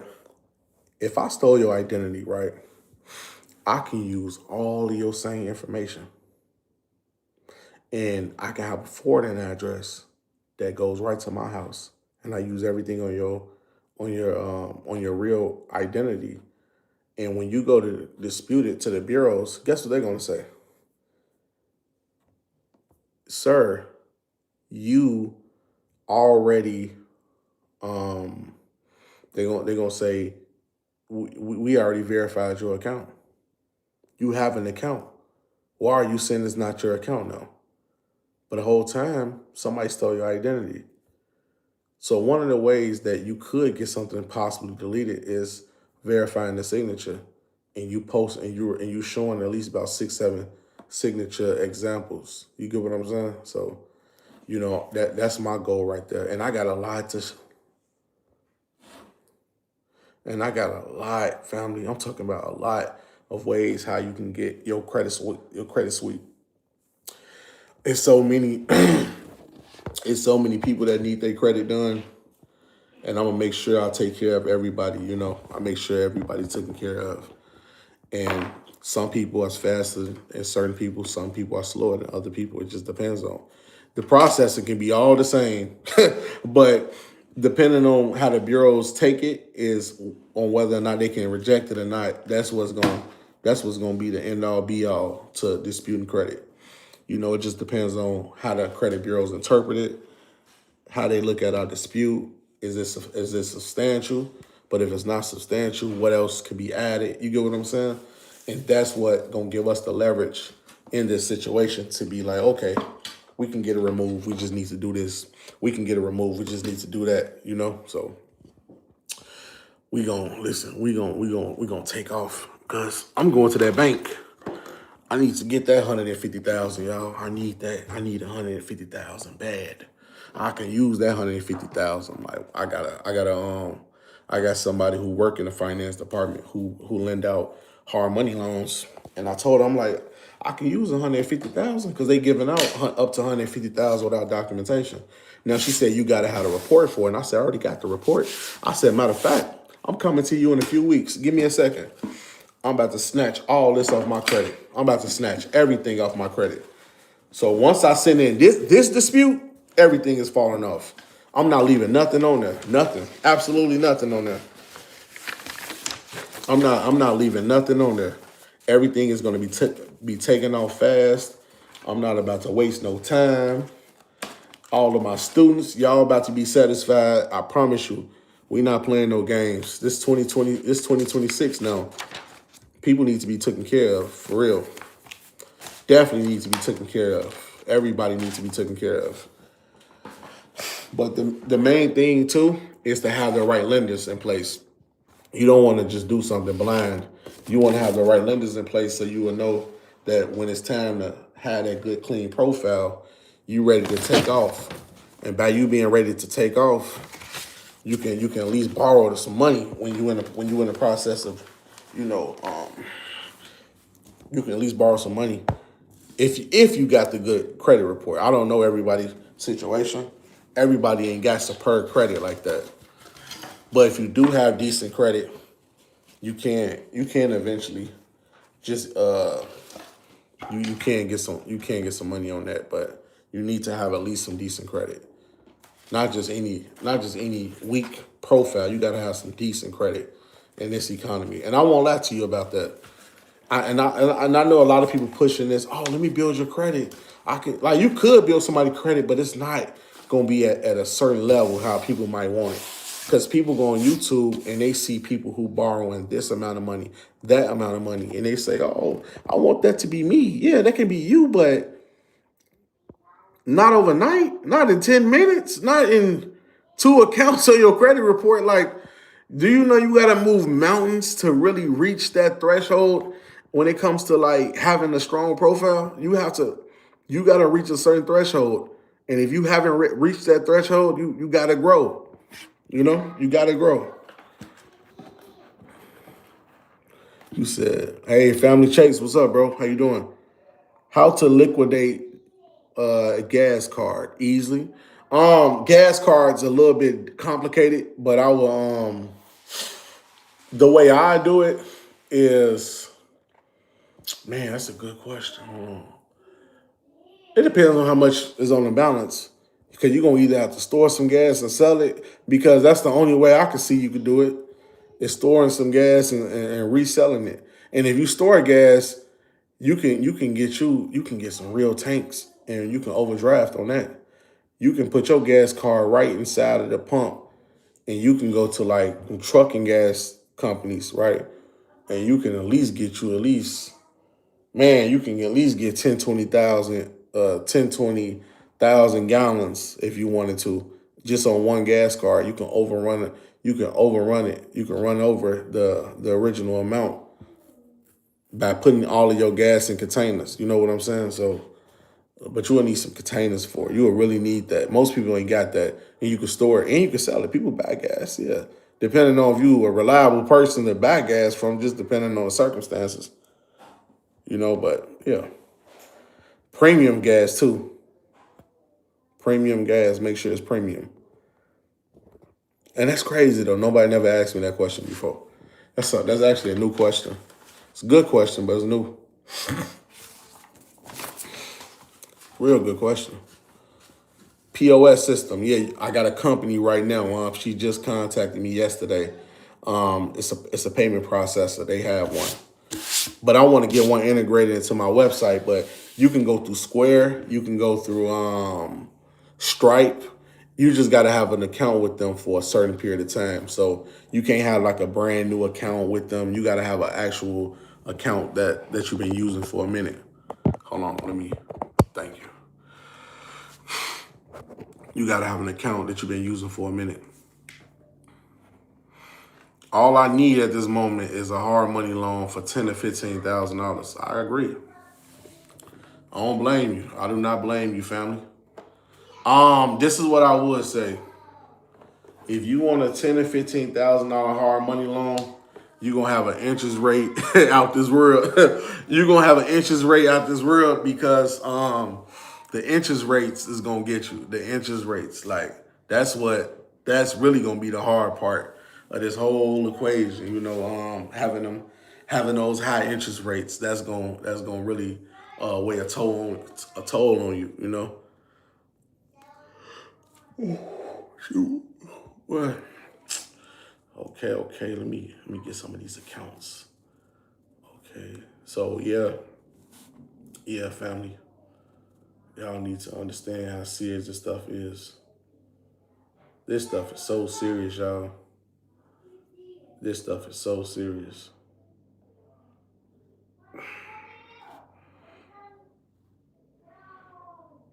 And so one of the things that I need to do is, you know, I'm structuring up one of my clients' report because I'm sending hers off either today or tomorrow. I could send it off today because I need to get it done. You know, it's certain things that I wanted to put special in this report just to ensure that this stuff is gonna get deleted. Because if it don't get deleted, it's gonna hurt. It's gonna hurt me. So these are negative accounts. Okay.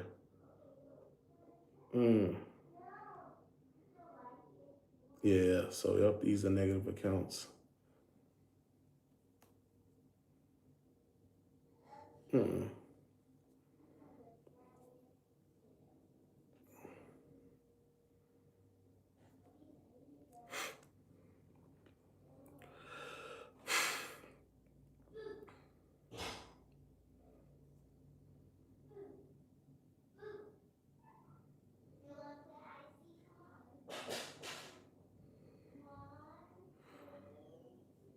Yeah, okay, I'm gonna use this.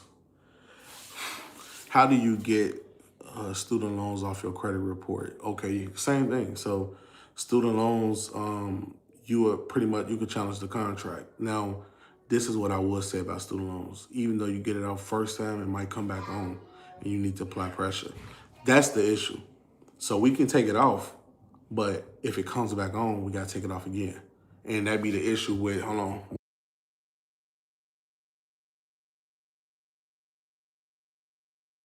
So, you know, that'd be the issue with student loans because when you do these 4-day sweeps, sometimes they'll contact the company and the company will challenge the dispute later and then they put it back on. But then you got to make it your job to do it again. And you got to do it again, then again. Sometimes you just might do a boom, it's off. Never got to worry about it again. But is this real perfect? No. Is everything's perfect? No. So that's why sometimes we might run into a situation where we got to dispute more than one time.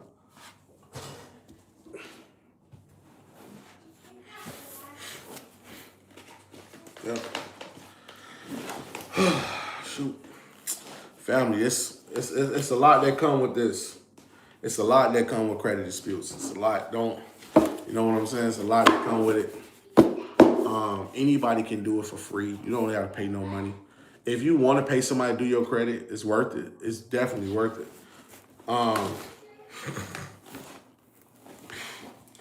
So just understand it's patience. Don't rush it.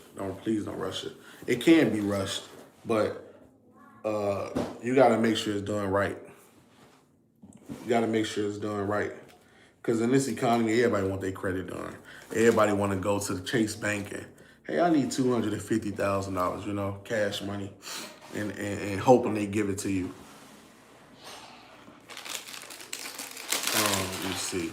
Hey, Taquan, you ever heard of somebody getting a student loan on an EIN number instead of their social? Definitely. You definitely can, unless they ask you for a social security card. If they do, then, you know, it's a different story. But, yeah, you definitely can. before officially enrolling, that's the first thing I do is get that student loan under that EIN number. And then if you do, then you good. College education really free at that point. Because technically that's not your social security number.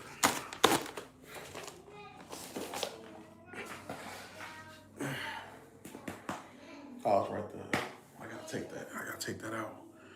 Yeah, family. Taquan, when will you be releasing the auto loan conversion? I'm trying to get that done. I've been tied up, family. This book is actually gonna be a little longer. I thought it was gonna be something like a little small guide, but this turned into a book. It's not gonna really be a book because I'm only gonna make it like 20, 30 pages.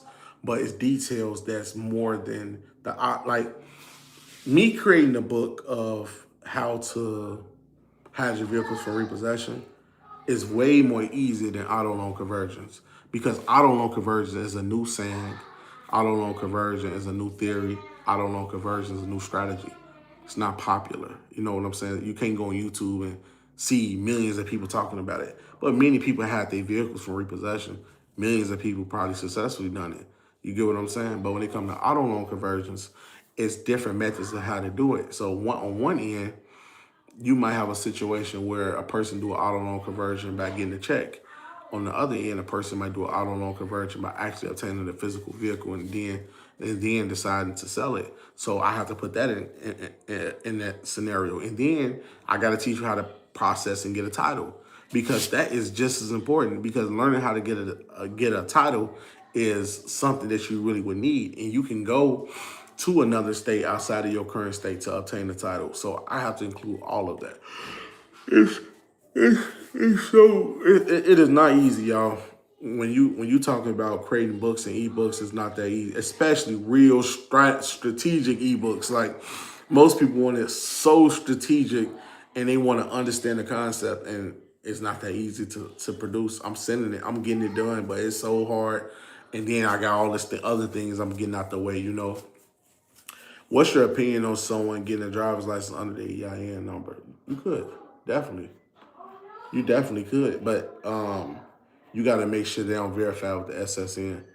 Because one time I seen the process, it went through like that. So you got to make sure that they can verify it that way. Can you put us on some credit unions that offer draft checks for auto loans other than Navy and Lightstream?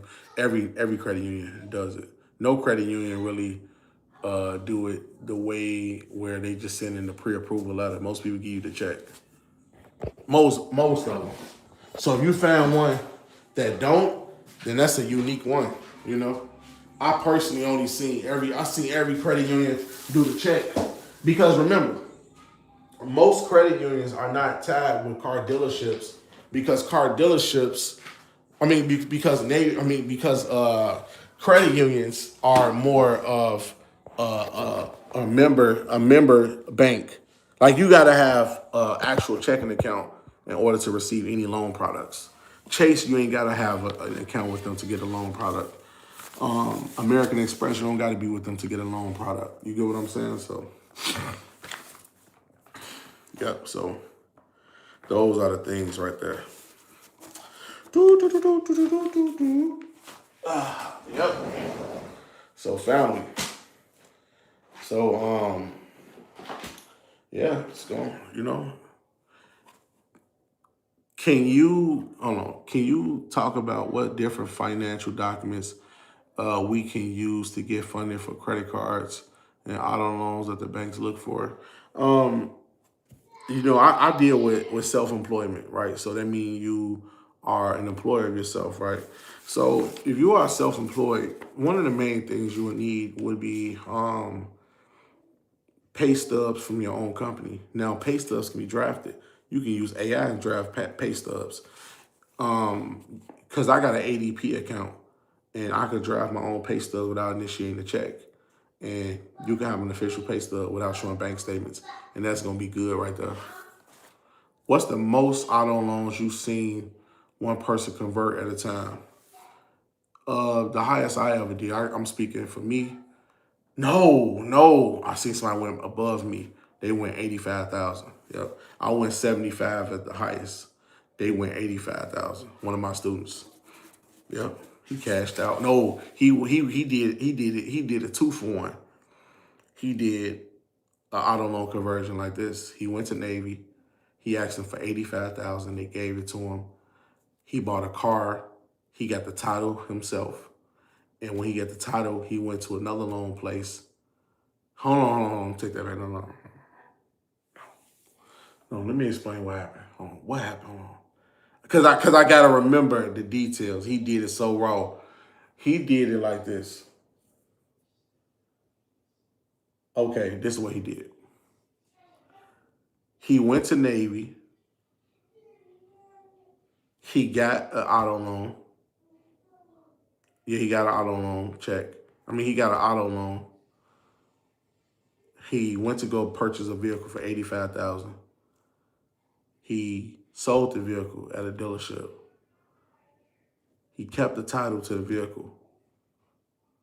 He went and took that same title to a title company, and they gave him money for a car that he already sold, but he only had the title for it, and so he had pretty much two loans in one, but he had no vehicle at the time of doing it. He did some crazy stuff. Like, that's the most craziest thing I ever seen. I have never in my life seen a student did that, but he did to that extent. It happened so long ago, about like 2 years ago. He did a consultation with me. He was teaching me about, like, look, I did this, I did that. I said, bro, how did you do that? He showed me the car and everything. I was like, it was a GMC. It was a GMC truck or something. It was some type of truck. I think it was GMC. Yeah, it was definitely GMC. Yeah. I deal with some students, y'all. I deal with some people that's really locked in. Like, that's the thing. Like, it's some people out there that's really, really locked into that real information. And when they get a piece of it, it's like they know everything off the rip. They don't even need me. They really pay attention. Because if you really paid attention to my videos, you really paid attention, I guarantee you would know how to do one of them things that I teach. You would know how to do something. I had students that didn't have no clue about what I do.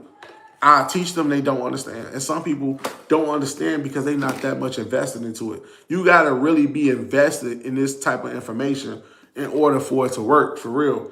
You have to really invest everything in it to really be like, okay, what he's saying, I can validate that. Most people can't validate it because they're not that much invested into it. Being invested into something is just as important as actually just putting money towards it. It's more mental, psychologically, it's everything. You putting everything towards it, and you really believe in the process. You're not sugarcoating it. You're not nothing. You really standing on what you're standing on behind it. Yeah. I don't really teach the do not detain list. I'm trying to teach Foreign Sovereign Immunity Act real soon because, we passed the do not detain list. I'm not a state citizen. I'm going to the Foreign Sovereign Immunity Act now, because my goal is I'm trying to get real immunity, real immunity. I don't want to be subjected I don't want to be subjected to just the thought of him being a state citizen, but they using a national instant background check to find out who you are, and they using that as a means of gaining and obtaining jurisdictions. That's the issue. You get what I'm saying, Chase?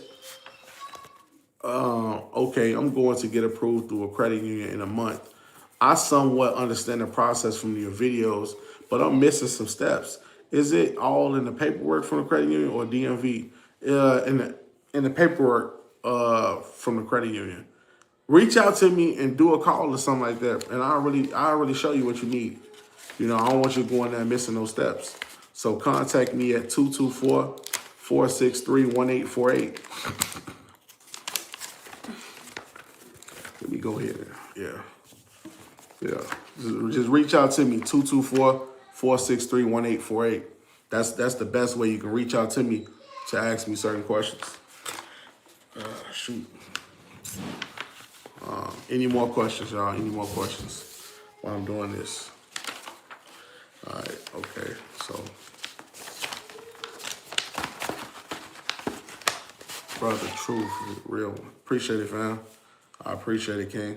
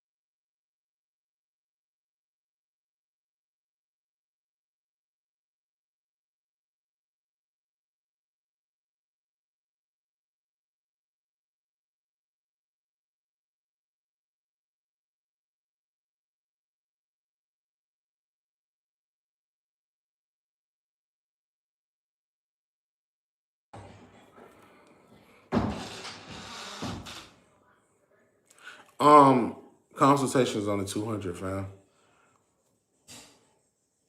Consultation is only 200.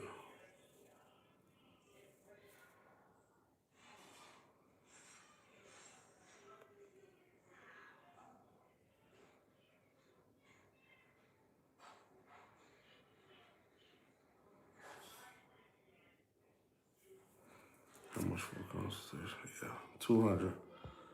Yeah. Okay, family. So yeah. Any more questions? Any more questions before I get out of here?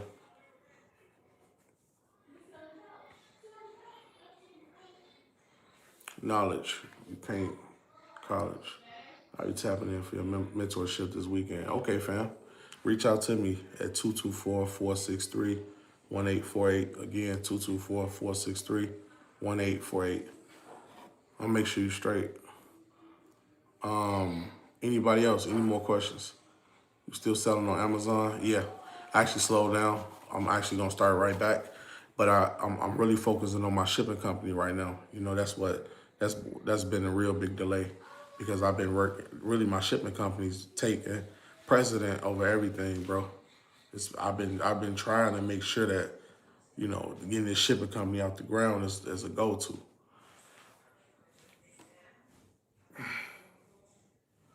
What other businesses would you prefer once somebody get a big check? Um, I think I'm not gonna lie to you. I think that I think that the most fundamental one is credit report, credit building. Yeah, credit company, credit repair company. I know people would be like, okay, why would you do that in this economy? Because it's the most lucrative, cheapest alternative way of making money. Because not only can you do other people's report, you can also do your own report. And by doing your own report, you can teach people how to network and use the institutions that's beneficial. You know what I'm saying? You know that this is one thing that you can do that's free, and it's not much overhead. It's really about knowledge and experience, and it can take you far. Yeah, of course, I could tell you do online selling, sell this, sell that, but one of the main things you will need is the credit. It's credit, really. Realistically speaking, it's credit. There's nothing else. Realistically, it's credit. I got a vending machine, an ATM.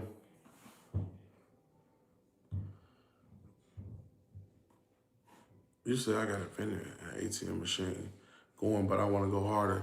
That's good. Yeah, that's real good. Take it, put it in the airport. Put it in the airport.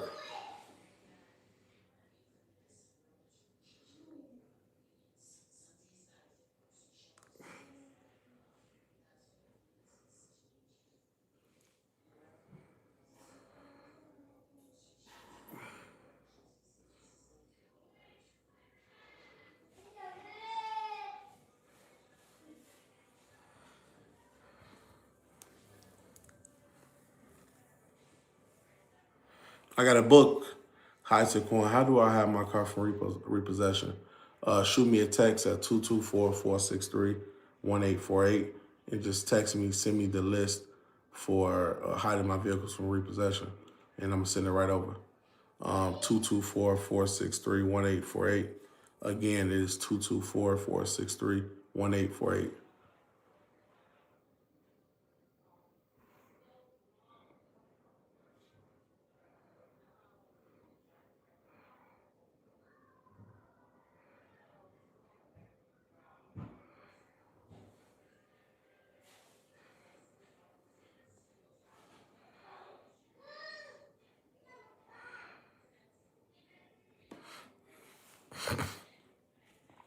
How do we go about credit repair if we want to get into it? Okay, the first thing you got to realize, okay, let's look at some laws, right?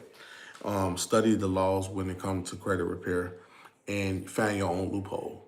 Now, most people just say, send in laws. Don't do that. Learn the laws, but find loopholes that works because some loopholes are over exaggerated, right? So you have people that used to dispute identity theft. That's oversaturated. Some people did sex trafficking. That's oversaturated. Too many people done it. You got to just keep fanning them as you go. So once you find a loophole, you just push it. You just keep pushing that. But remember, do it for yourself first. The goal of credit, right, for me, right, if I didn't repair credit, I'm going to be doing exactly what I'm doing is getting credit myself because I'm getting credit myself too. I fix credit, but I fix my own credit first. And then I borrow money first. So when I come back and I tell the people, they say, okay, he has some leverage to teach us because he's been through it. I've been through it multiple times. I've been building my credit. I messed my credit up. I fixed it again. I discharged certain things and I hid my vehicles for repossession. Cars been charged off before. It's the same thing. It's the same thing, like family. Like, you still go through your hurdles. You still go through your problems, your issues. You know what I'm saying? So you still, you just gotta come to that. You gotta come to that conclusion.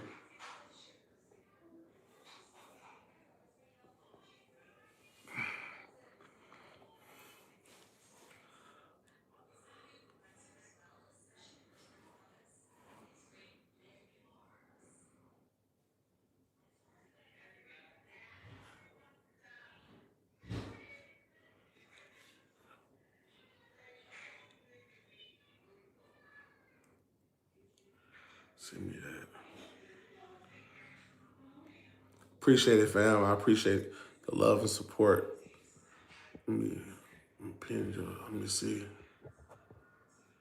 You can't pin it. Hey, I appreciate the love and support, family. What's up, Rich fam? What's up, Rich fam? The guy that used to fix credit, man. He in prison right now, bro. But not for credit, for car related, for DUI. He's not in prison for credit repair, nothing like that. He in prison for DUI.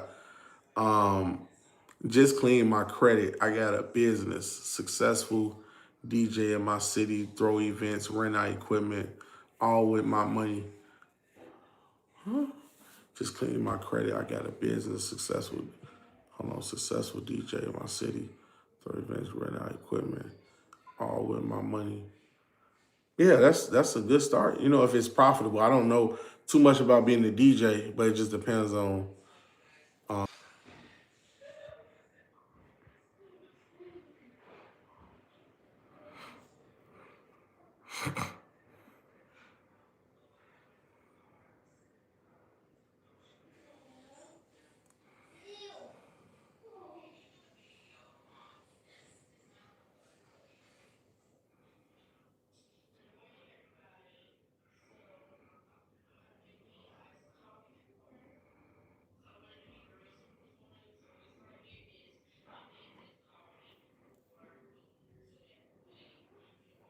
I was doing that back in the day, a lot of discharging and studying, and no lie, for many overwhelming emails, I backed up, but yet it still worked for me. I believe everything people study. Yeah, correct. Yeah, definitely. Yeah, you got the right mind. Have you thought about buying into franchises? Yeah, definitely. I want to buy into Wingstop. That's still one of my goals. I want to get a Wingstop franchise. Definitely. Said Frenchies or franchise? Yeah, franchise. Okay. I thought you said Frenchies like the dogs. But yes, I wanted to get into Wingstop franchise. A very good franchise right there. Have you thought of? Oh, I already seen that.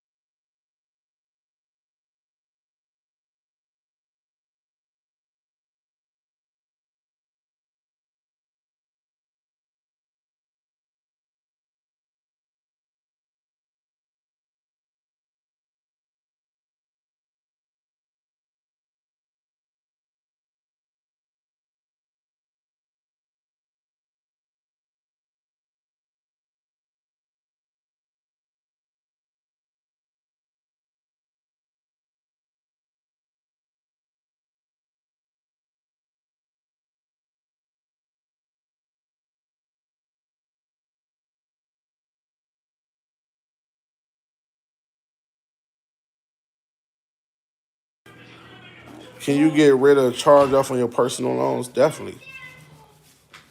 Definitely you could. I'm gonna take them across the street with me to get out. Yeah. You hear me now? Family, you hear me? I'm in the kitchen. I'm in the kitchen right now, y'all. What? Y'all hear me? Y'all hear me, right?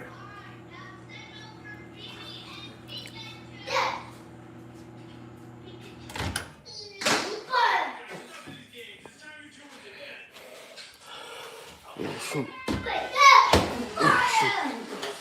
Oh, shoot. Yeah, family. All right, that's good. That's good. So yeah, family. Um,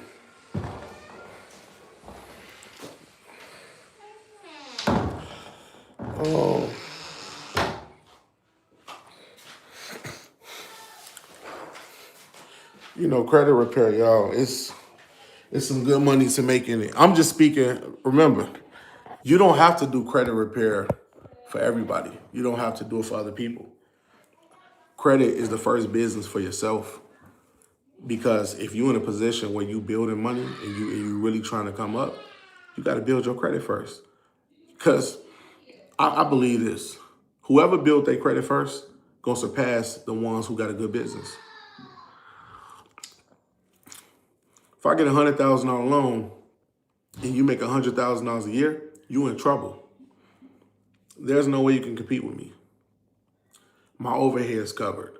My expenses is covered. My travel is covered. My documentation is covered. Paying for ads is covered. Company vehicles covered. Everything is covered. On your end, it's not covered. You have to cover as you go. Everything already covered. And not only is it covered, I got so much income that would be coming in, and you will have to consider your income and sacrifice a big portion of your income to cover a lot of overhead. But I'm using credit, and so I got time. I got extensions. I got more credit. The bank is giving me more extensions. I got access to this and that. And so that's why building credit first is better, because you get in the budget for the business. Now, some people might ask, what if the business don't go good? The goal of credit, you can bail yourself out, because when this business don't go good, you can invest into that business, because it can be multiple things. So you can go as far as selling trade lines. So if you got a $50,000-$60,000 card, you can sell $1,000 trade line. And let's just say if you got 7 people on that account, that's $7,000. That's a lot of money. And then if you got 4 or 5 of them cards, 7,000 times 5, that's $35,000. And you only got to keep them on the card for 2-3 months. So you just made 35,000 within 2-3 months. You take that off and make another 35,000. So what did you really lose? Nothing. So that's the good thing. You ain't lose nothing. You're using other people's money, yes. Using other people's money, you can never go wrong.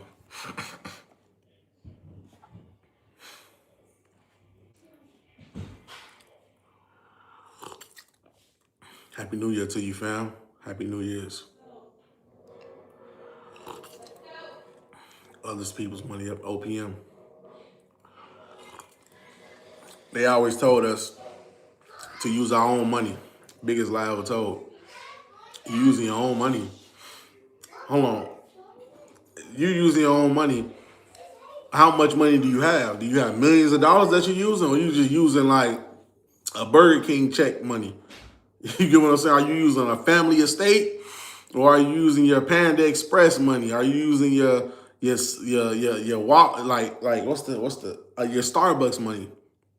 You get what I'm saying? Like, are you really in a real financial established position? If not, using credit is going to be your best advantage, because most people overlook the credit and they go into the business. I did that. I used to think if the business is good, I don't need to worry about the credit. But remember, you are starting off. I don't know your family situation. I don't know your life. But if you come from an underserved community, that don't have much resources and you don't have family wealth that just piling up and your family isn't fully established, you have to consider getting credit because of those circumstances. Because of those circumstances right there, you need credit. You need it. You need it to build. You really need it. Or you need to teach it or something you really need, because where you going to get your start from? You don't, like, every business ain't a hit or miss. Like it's not like like everybody want that overnight sensation. But even them still got to have an overhead. You still have to have something put behind it. Can you get a business loan with a con? Huh? I gotta, explain that a little bit more with a con. Or you saying with a CPN? Oh, CPN. Okay, so yes, you can, but the only thing about it is it depends on how suited is the CPN. Is it fully suited up? How long you had it? Are they can they easily verify the CPN? If so, then yeah, you can. Yeah, you definitely can.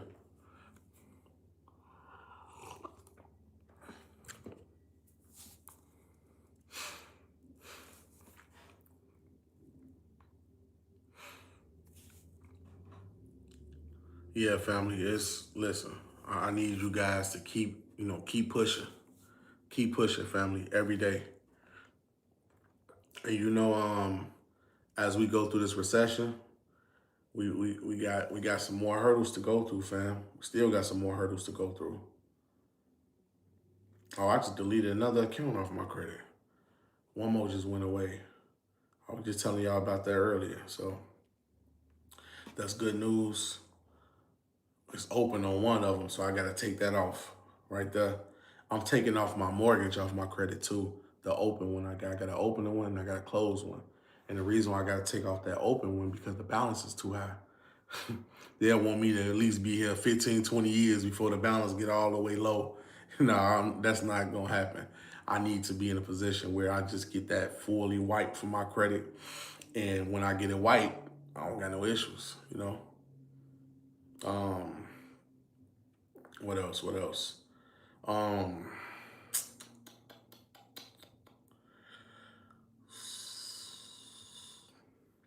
so another thing, right? Having open auto loans is bad because, the same thing goes with them. You got high balances with auto loans. They're going to look at you the same way. It's going to pretty much be the same way because technically speaking, your auto loans having a high balance looks bad too because it's like you freshly started, like you just started making payments. Yeah, lately I have. This is my first time here, and I'm so happy I found this page. I appreciate it, fam. Appreciate the love and support. Drea, is it Dre or Drea? Like Drea, right? Dreel or Drea? Taquan, what's up, man? What's up, man? You from Tennessee? That's what they used to say there in Arkansas and Tennessee, Maine. Raymond Jones, you from Tennessee?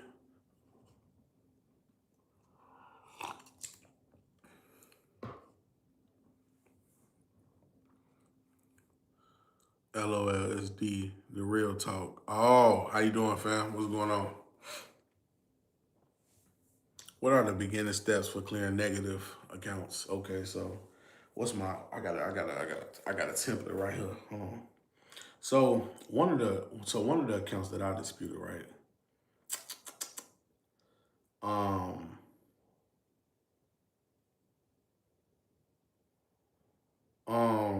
how do I want to say it? Dispute unauthorized. Okay, here go right.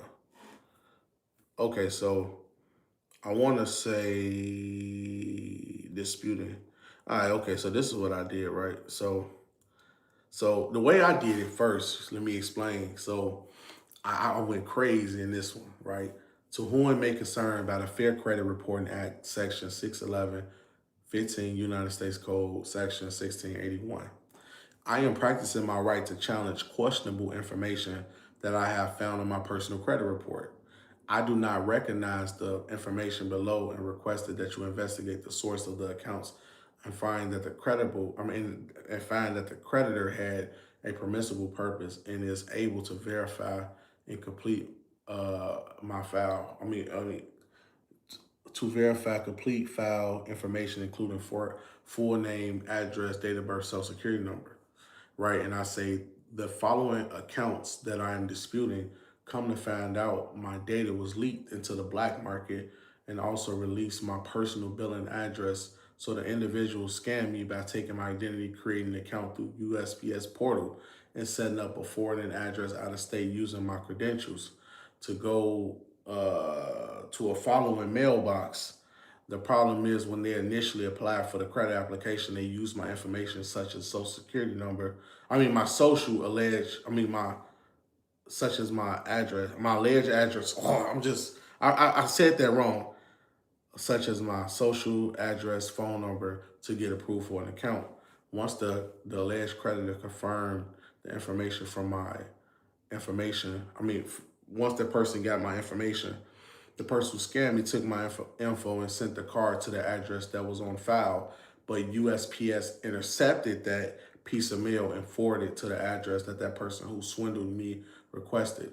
C-18 United States Code 1341, frauds and swindles, states the following: whoever's having devised or intended to devise any scheme or to defraud or for obtaining money or property by the means of fraudulent loan exchange,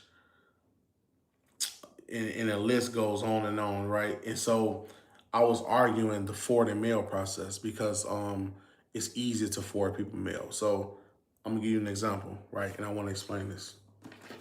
Let's say your name is Bill, your last name is O'Reilly. Your date of birth is November 28th, 1995. That's my birthday, right? Let's say your address is 101 Pound Road, right? Orlando, Florida, right? And let's say your social security number is 101, 101, 101, whatever the case might be, right? So what I would have to do is I can go to USPS right now. I go to the website right now. And what I can do is if I got this original information, I can say forward mail, right? And in forward mail, since it's public records, they don't ask for ID or nothing like that through online, right? You can put Bill O'Reilly and you can use his original address. The original address will be 101 Pound Road, right? And I said in Orlando, Florida with the zip code. And when they say forwarding address would be a new address. Let's just say the new address to forward it to would be a P.O. box or not a P.O. Let's just say we sending it to, I don't know, a trap house or something, right? We sending it to, we sending it to Texas, right? Let's just say we sending it from Florida to Texas. So when I go and use Bill O'Reilly Bill O'Reilly information, I'm using all of the same original credentials.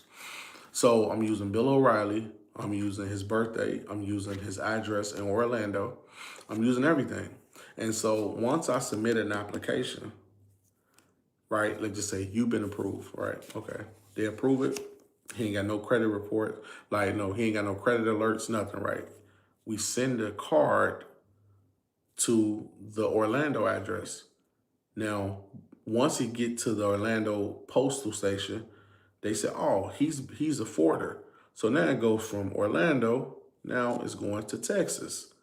So it just skipped over his address to go to the forwarding address because that's on file. And so since it went to the forwarding address that's on file, that forwarders have all of the information to activate the card. So he activated the card, he called in, he used Bill O'Reilly information, Bill O'Reilly, address, date of birth, and etc. Now the card is activated. He got full control over that card. Bill O'Reilly go back to the credit bureau, say, hey, a new account has been opened under my credit report. I want to dispute it. Now, he put in his information on the dispute. He put his first, last name, date of birth, address in Orlando, right? He said, look, I disputed this account. It's mine. The credit bureaus read on the application, they see Bill O'Reilly. They see his date of birth. They see his social security number. And he live on 101 Pound Road. The information is accurate. He like, no, like this is false. This is not my account. No, the information is accurate because they use your address, they use your date of birth, and they use your social security number and your name. He said, but I haven't received an account. I don't care. That's not, we never seen it. You know what I'm saying? So they'd be like, oh, we never, hold on, let me take this back. This is your account because all the information was in the application and it was sent to this address. They don't know that United States Postal Service forged your address. So, on paper, it looks like it's going to 101 Pound Road. But in reality, it's going to Texas because your mail has been forwarded and it costs $1 to forward anybody's address. That's why that shit is so dangerous. And I should never put it on the internet. But yes, you can do that. And so if it went from Bill O'Reilly, 101 Pound Road, now it went to Texas, guess what? That person got access to your credit report and can obtain many credit services using your name and forward your mail to them. So now they get your credit cards, they can get your auto loans, they can get everything, and Bill O'Reilly be fronting the bill. And guess what? Bill O'Reilly can dispute it to the credit bureaus, but the credit bureau is going to say everything come back as accurate because you use 101 Pound Road. That's the game. Finding loopholes. You don't even got to use this loophole, right? Let's go to a deeper step. One of the main things in contracts would be signatures. Signatures is proven. That's the biggest proof that a person obtained something. So in any contract, whether it be auto loan, whether it be mortgages, they have something which is called a contract, right? And so when you sign this contract, let me show you. When you sign this contract, you got a signature. This is my signature right here, right? So this is my signature, right? So if you see my signature in this purest form, but you go to certain credit applications, but let's just say the signature is like this. Isn't the top signature different from the bottom signature? I'm about to make another third signature. At the bottom, that's the third signature. Isn't all three of these signatures different? I dispute signatures as well because if they can't prove that that's your signature, how is that your account? Because it goes so deep into your dispute. Because we can dispute the signature that was put initially on the contract if you claiming that this account is mine. You get what I'm saying? So you gotta put this in perspective. You have to, because if you don't put this in perspective, then hey. Yeah, family. So this is what we do. You know, we make sure that we stand on business. We make sure that everything is, you know, where it's supposed to be. But I'm just saying, I'm just putting all of this out here just to show you, like, look, the game is rigged. The game is rigged, y'all. And you need to find a loophole. You need to find something that's going to get you some sort of leverage when it comes to these credit bureaus. So you will know, like, okay, what can I use? Yeah, you can use identity theft, but you know, it's more than just identity theft. They gotta prove your signature, prove the contract exists, prove that you borrowed money. A lot of things, and you can prove inaccuracies in the reporting dispute, which is gonna take off the account. That's the script you send to the credit bureaus, fam. Yeah, but it's way more than that. It's just not that. I send a full list of everything. So much appreciation for the jewels. Anytime, fam. Anytime. You know, That's that's the main goal right there. And Bill O'Reilly, he's stuck. Bill O'Reilly stuck. Yeah. Bill O'Reilly stuck because now a person opened a new account under his name. They took his information and he can't do nothing about it. Only thing he can do is file an FTC report. And that's not going to do nothing most of the time because they're going to verify that. So the information in your book is gems just like that, yes. Because I go over stuff like this and how to legally rob a bank, but this is not a credit dispute book. If you want me to create a credit dispute book, a real credit dispute book, it'll take a long time because credit dispute can be done in so many ways. And when you master it, you the boss. You run your own credit report. That's why I can't wait. I'm sending mine off today. And my goal is to make sure I clear up every negative account that I have because remember, I need to get all of this off. Do y'all know how much listen, the first thing I'm gonna do, I'm gonna get another line of credit of 150,000 and I'm gonna withdraw it and I'm gonna show you like this is real. Just so people can actually go off of so people can see real substance and knowing that stuff like this is real. I'm gonna show you. Just like I show you the auto loan conversion money, I can show you the line of credit, but the line of credit is gonna be way more than the auto conversion. You're talking about 150,000. I'm gonna get 150,000 3 times just to show you. And I'll put everything right here and I'm gonna show you like this. It's credit. And then remember, you still can pay them back. Choose not to, that's up to you. But I would prefer to pay that back because you wanna have good relationships. Because the better the relationships, the more you can be solid and stagnant and you can be working towards a bigger goal. So, don't run off with the money too early, but make sure that a relationship can be built before you try to run off with some money. You trying to take off with cookies and crumbs and you ain't took the whole cake, you missing out. Because the bank's like, hold on, what? We were just about to give you $1 million. You just took 100,000. We were just about to give you $1 million. Then you like, wow. Why did I run off with it? I don't know. I don't know. You just accepted cookie crumbs and we about to give you the whole cake.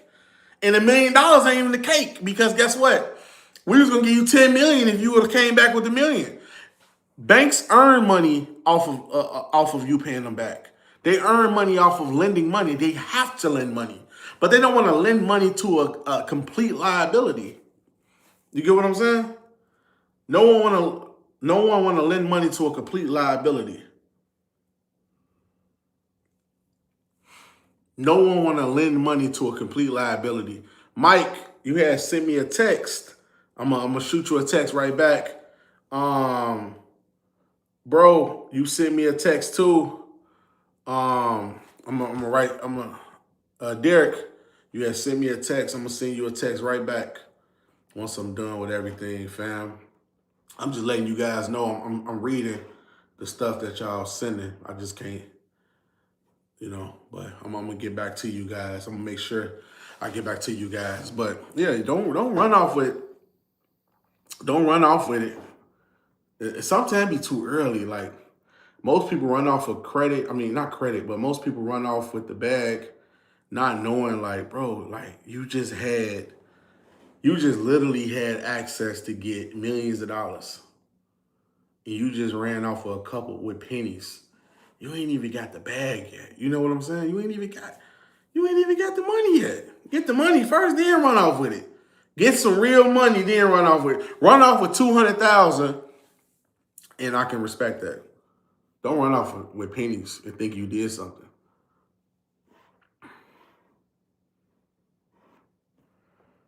Don't run off of pennies and think you got something. Please don't run off of pennies and think you did something. Because guess what? That's not going to do nothing. They don't feed a family for a year. That don't do nothing. I'm about to show you guys better than I can tell you. I'm about to borrow so much. Like I borrowed money before, but I ain't like the money I can borrow now is about to supersede everything.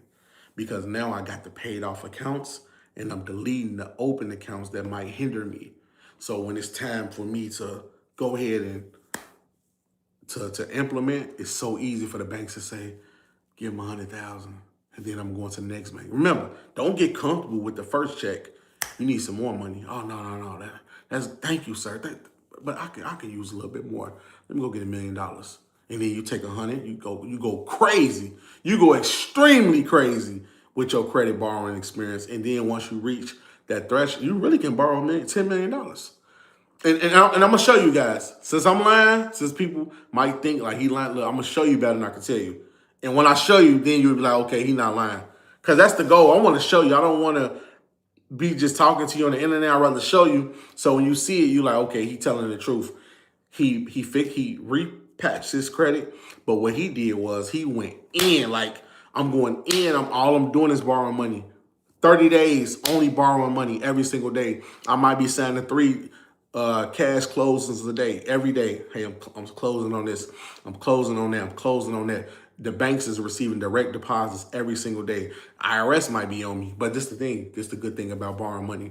Borrowing money is non-taxable. You cannot tax me for borrowing money. That's how the rich get richer and the poor get poorer, because the rich will use the assets in a cash out refinance to cash out on the property, so they won't have to pay capital gains on the money that they borrowed.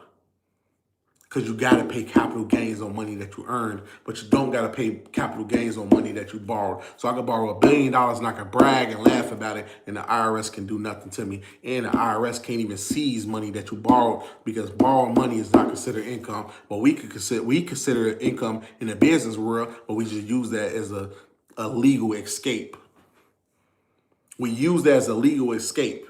We say we didn't make no money, we borrowed it. That's a legal escape. I could have a home that I bought for $10 million and now it's worth $15 million.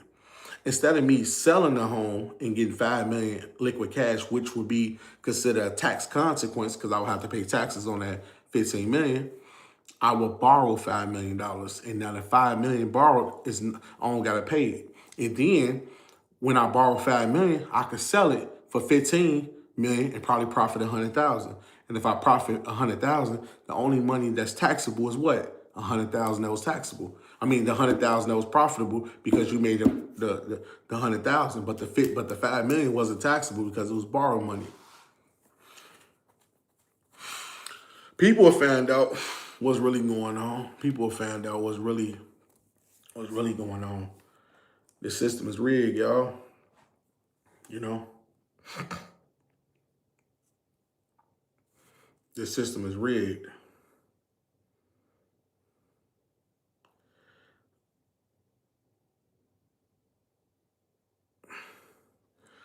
I'm gonna answer y'all messages soon as I get off, fam. Okay, so I think I did enough, fam. I think I did enough.